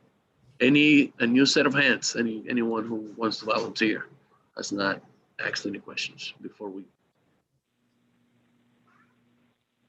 No? Ozzy, I see you as the only person who raised their hand. And Maria also, I think, but Not Maria. Maria's an old hand. Okay. Ariel, I just not really clear what happened to, we moved that Armory resolution back to the committee to come back to us with, I don't know, amended resolution or however you want to call it. Yeah. What happened? Why it was not on the agenda tonight? Yeah. So as I mentioned during our new old business section, I want to make sure that we were all clear on the same page, because what happened last month was really just a waste of everyone's time. We kind of went back and forth trying to argue what we discussed already, and it's already been made clear. It's up to the board what it wants to do in regards to whether or not it wants to keep GDS on the very resolution that we put forward in the committee, or whether it wanted to put it on a different resolution. I left that up to the board. The board decided to push it back into the committee. And so now we have to try and establish exactly what that plan is going to be for trying to put those two resolutions together, because that's now what we were talking about in the discussion. And that's what apparently everyone wants to do moving forward. Thank you. Sally, one last question. Yeah, it would be helpful. I can't do it that's when Health and Environment meets. Is there a way that you can get actual data on how many staff members work at GDS, how many students they serve in the various program areas? I mean, I know they talk very generally in their public session presentations, but at times I feel like I don't have a clear idea about what they do in terms of numbers of people that they serve. So if you could get that kind of data for the board, I think it would be helpful. I can ask them. Yeah. All right. Thank you. Thank you. Great answers. I also would just really quickly say there was an email that was sent out to the entire board. I made sure of it. I called around, texted people to make sure that they got the emails that were sent by GDS themselves, and people have confirmed this. So please review those because they have the links to their websites, and they also have notes about everything that they've been saying thus far. Yeah, I just haven't heard specific data quantifying who they are and who they have served. All right. And I do not recall getting any such email. Okay. All right. So we'll probably recirculate it. I'll make sure that that happens. Thank you. Steve Simon, your report. Yes, but first, with respect to GDS, it would be helpful to have independently verifiable information. For instance, if they had any city or state contracts, to see what they actually did in performance of those contracts. In terms of the latest COVID-19 statistics, we're doing much better than a month ago when our positivity rates in 3 of our 4 zip codes were over 7% and 8%. For the week ending last Saturday, zip code 40 was at 3.6%. Zip code 32 was at 2.5. Zip code 34 was at 2.48. Zip code 33 was all the way down to a 1.71%. So consistent with how the rest of the state is doing, our areas are doing fairly well. However, there were 190 new cases and 31 additional deaths since we met a month ago, and another 2,000 cases over that month. We're doing pretty good in terms of vaccinations. In all 4 of our zip codes, we're at about 50%. We're at exactly 50% in zip codes 40 and 32, and at 46% in zip code 34, 49% in zip code 33 in terms of adults who have had at least 1 dose, and adults who are fully vaccinated vary between 33, 36% in the 4 zip codes. So certainly this is a marked improvement from a month ago when we were at less than half of that in terms of fully vaccinated adults, and maybe at roughly half in terms of adults who had just 1 dose. At our next meeting, we're having a special presentation by the Health Department on COVID-19, mental health, equity, and resilience. The Health Department would like to have people register in advance. They want to keep track of the number of people who are receiving this presentation. So I'm going to have the office send out a flyer or notice, and would appreciate if people would respond to it beforehand and register for the meeting, as well as come to the Zoom meeting itself. And as indicated earlier, we need to get better information from the hospital as to what is going on at the Armory. They need to be communicating with us, and it's unfortunate that they haven't been doing so.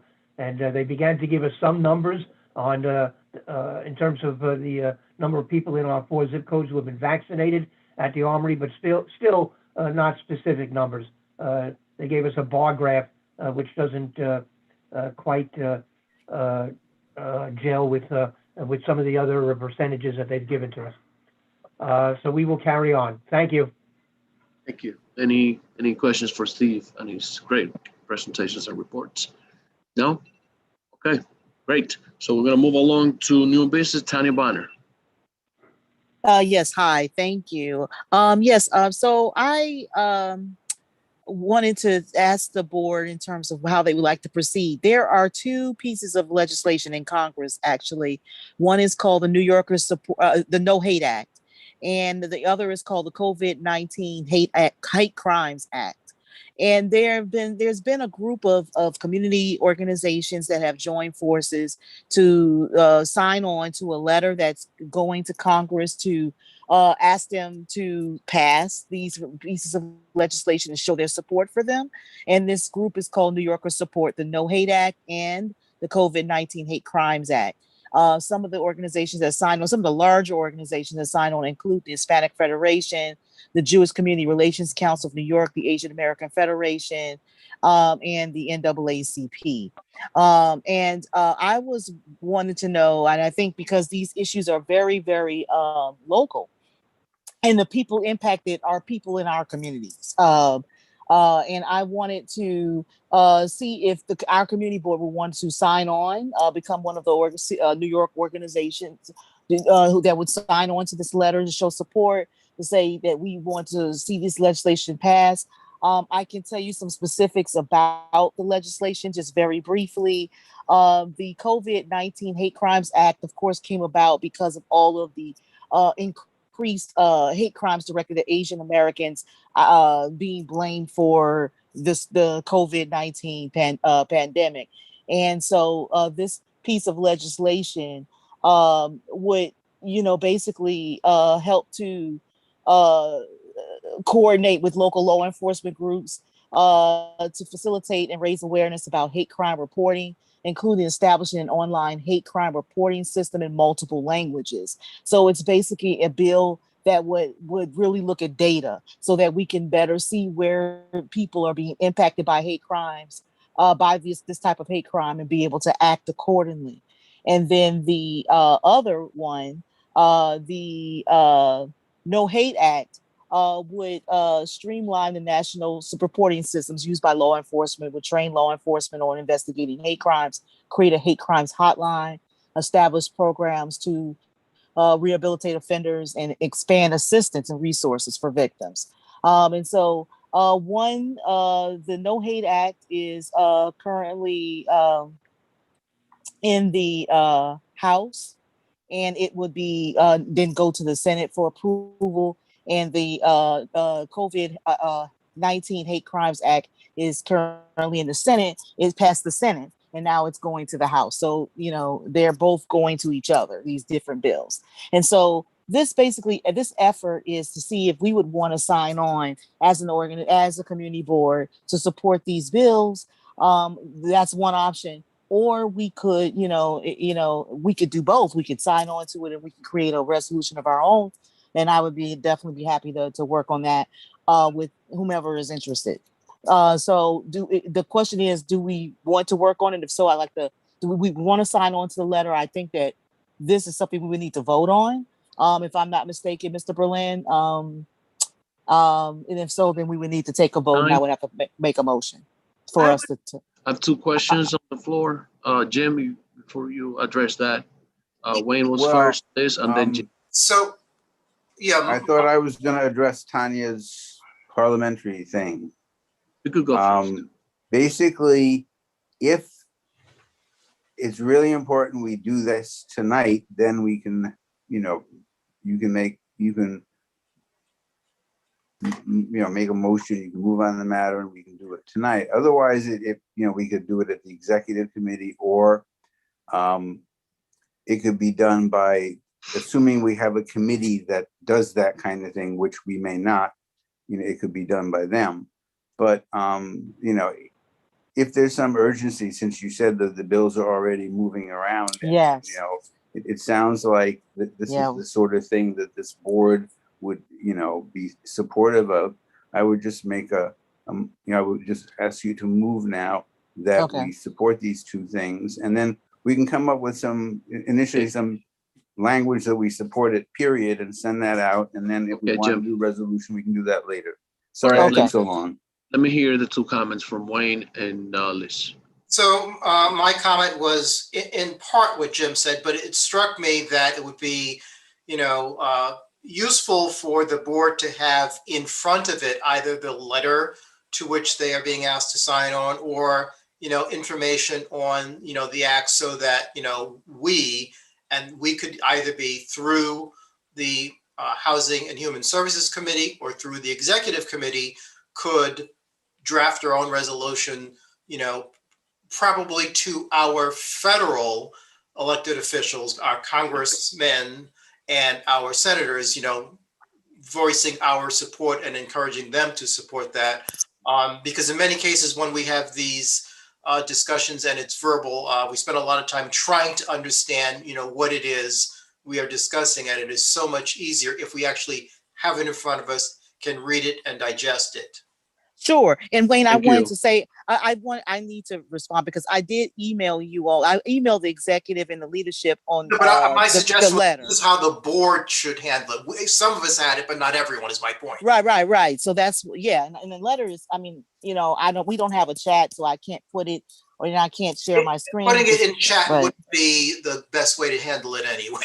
Right. I'm just saying some way for people to see it. You know, I understand what you mean. It's very short. As I send it to you all, it's very short. It says what this it's the actual letter that's being sent. But yeah, it is something, you know, that if we wanted to support this particular letter, that we would need to do that very quickly because these bills are working their way through. And if people needed to see the letter to you know, to see it now, it's like Can somebody 4 enable paragraphs. Tanya to share a screen? Liz, do you have anything any questions before I move on? Well, yeah, I would like to make, because time is of the essence, I would like to make a motion that we sign on to that letter and that we have a very simple resolution in support, calling on our federal representatives, Gillibrand, Schumer, and Espaillat to support these. And I think that if Tanya were able to share screen, which I believe as a panelist she is able to do, if she clicks that green button at the bottom of her screen, she can share screen and we can all look at okay. she's talking about. Yeah, that's what I was asking. Yeah, thank you, Liz. All right. I mean, I don't want to like strong arm people, but Yeah, I really hope that we're not against speaking out Sure. about hate. Can I say something? I think that the reason I brought this, and I did email this out because I wanted to see what direction we wanted to go. I do think this is very important. I feel like it's being rushed, and I don't know if that's because of me being the presenter or if because the issue is extremely important. We have had an increase of hate crimes, significant increase in hate crimes in this city, and Asian Americans also, who are also members of our community, have also been subjected to egregious action. So I'm just saying, because we're trying to get the information before the body. That's what we're trying to do. Right. So I'm saying, let me share my screen. Let me share. That's what we're asking for. Do that. Okay. While Tanya is all right. While Debbie, Tanya is while she's sharing the screen, Debbie, your comment. I have a parliamentary remark. Okay. Liz actually made a motion that we approve this letter, and we now have a motion and seconded. So now we are actually discussing this. It's on the floor, and we will be discussing what Tanya is about to show us. And I imagine, since we're probably all in favor of it, we don't have to talk too much about it, and we can move along. But so there we are. Okay. Yeah, while the sharing takes place, Debbie, Sally, and then we'll move on and we'll vote. It's 9:45. Okay. All right. Give me 1 second because I'm using my phone. So 1 second. Oh, sorry. So my comment, I guess, is a more community board existential one. I don't. The city charter defines sort of the role of community boards, and it's a pretty local one. And I think, obviously, it's a crucial and critical and huge issue.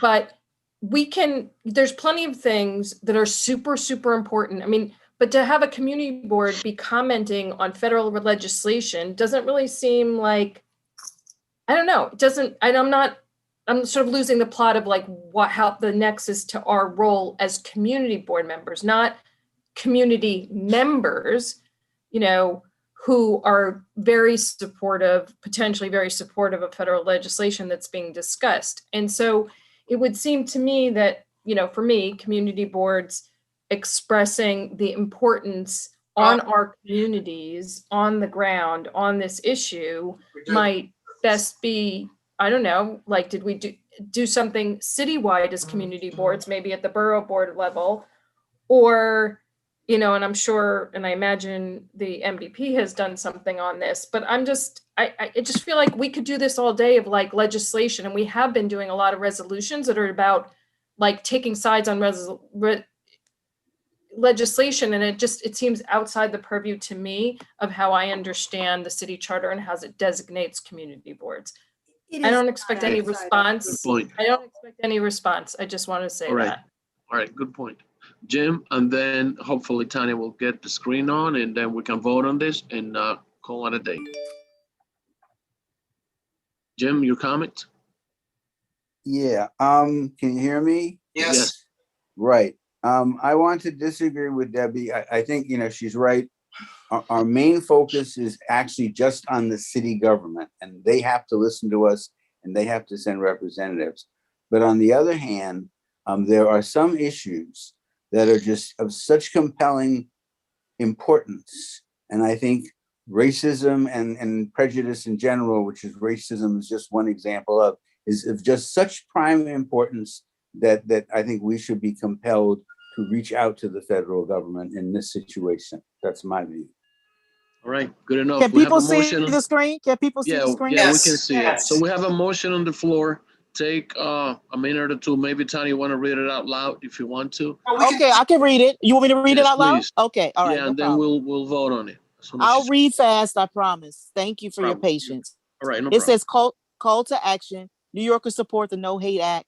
With the present rise in anti-Asian hate, we as New Yorkers stand together in support of the newly reintroduced bipartisan Jabari-Hayer No Hate Act, HR 2383, Senate Bill 1086, and the COVID-19 Hate Crimes Act, House 1824, House number 1824 and Senate 728. We, the undersigned, urge our elected leaders to swiftly pass these crucial bills through the U.S. House of Representatives and Senate.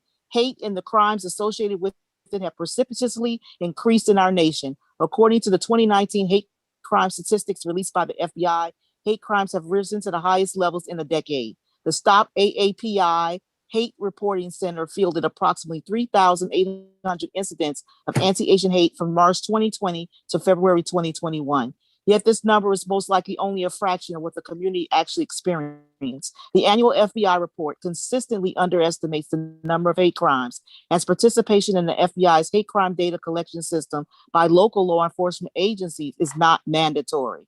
There are many reasons why an incident might not be reported to the FBI, i.e., victims might be afraid to report, law enforcement officers might lack the training to identify hate crimes, or law enforcement agencies might be using outdated reporting systems, all of which pose a significant obstacle in addressing this crisis. Incomplete data reporting undermines minority communities' protection by misrepresenting the extent of the problem, thus hindering a commensurate national effort to address rising hate in the United States. Now more than ever, we must provide better tools and resources to track and analyze hate crimes. This effort is only the start of our road to recovery and healing. Congress can and must take this constructive first step in providing the resources and tools law enforcement needs to collect state and local hate crimes data. In turn, this will facilitate more accurate and applicable guidelines for the protection of communities facing such assaults.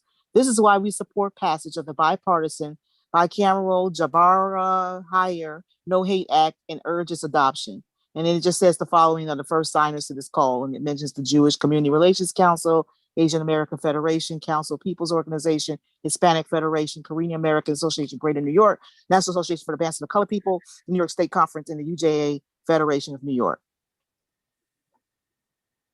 So basically, it's from what it's saying, it's like, yes, this is a local issue because our local law enforcement would have to be the ones fielding these, assaults and these reports.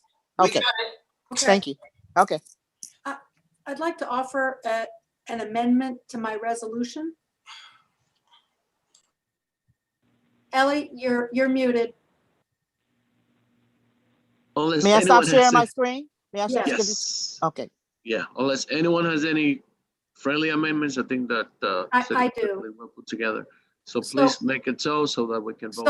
So I'd like to have a resolution that we sign on to this letter, and that we also call on our respective our two senators and our representative to pass this legislation. And I would also like our resolution to include a request that that our representatives read the whereases on their respective, on the floors of their respective chambers so that they are, you know, publicly in the congressional record on record as supporting this. I don't know what the official mechanism for that is.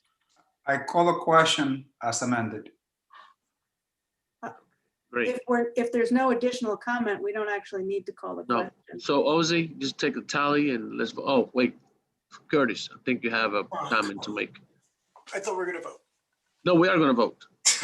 But Curtis hasn't said a, I'm Curtis sorry. hasn't said a I'll word yield. all day. Sorry, never mind. I yield. Take it back.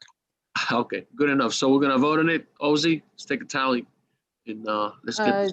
Jim, is that an old hand? Well, let's just, yeah, that's an old hand. All right. Mariella Lee. Yes. Yes. Richard. Yes. Yes. Mary. Yes. Glennis. Yes. Yes. Wayne. Yes. Yes. Jim. Yes. Yes. Tanya. Yes. Yes. Eli. Yes. Yes. Daryl. Daryl? Nobles. What's going on? Robin Cruz? Yes. Yes. Wildest Cruz? Absolutely, yes. Yes. Gerard is not here. Catherine? Yes. Yes. Domingo is not here. Gabriela? Gabriela? Ashley? Yes. Yes. Sarah? Yes, and thank you, Tanya. Aquí dice María. Yes. Faye? You pay me? Faye? Yes. Yes, they are. Yes. Well, Yes. it's just the one. Yeah. Mariella Graham? Yes. Oh, Jesus. Yes. Danielle? Danielle? Leo? She left. Yes, Osi. Yes. Okay. Joseph? Joseph? I don't see him anymore. Okay, I vote yes. Francisco Lopez? Yes. Yes. Liz? Yes. Yes. Maria? Yes, yes. Yes. Cindy Matos is not here. Jay? Yes. Yes. Isidro? Yes. Yes. Ariel? Yes. Yes. Debbie? I think I can't vote because I work for the House of Representatives. That makes sense. Okay. Okay, not voting due to conflict. Jonathan? Yes. Yes. Rosie? Rosie? She's no longer on the call. Okay, Bruce? Yes. Yes. Edda? Yes. Yes. Steve? Yes, thank you, Tanya. Yes. Angel? I Angel? had to unmute. Yes. Okay, thank you. Yes. Curtis? Yes. Yes. Yes. Happiest man in the room. Okay. Are you back on the call and I did not call your name? Yes. It's Betty Lehman. You didn't call my name. Who is that? Betty Lehman. Yeah. Betty. Okay, yeah. Betty. How are you voting on this? Yes. Yes. Okay. We have everyone? We have everyone. Good. I think so. Great meeting, great presentations, great resolution at the end. You pulled it off. So very happy to call the meeting for an adjournment. Second. Wait, wait, can I- Moved. All right. Second. Okay, bye-bye, guys. Bye. Lee, bye-bye. Thank you all. Bye. Good night. Woo-hoo. Good night. Thank you all. Night.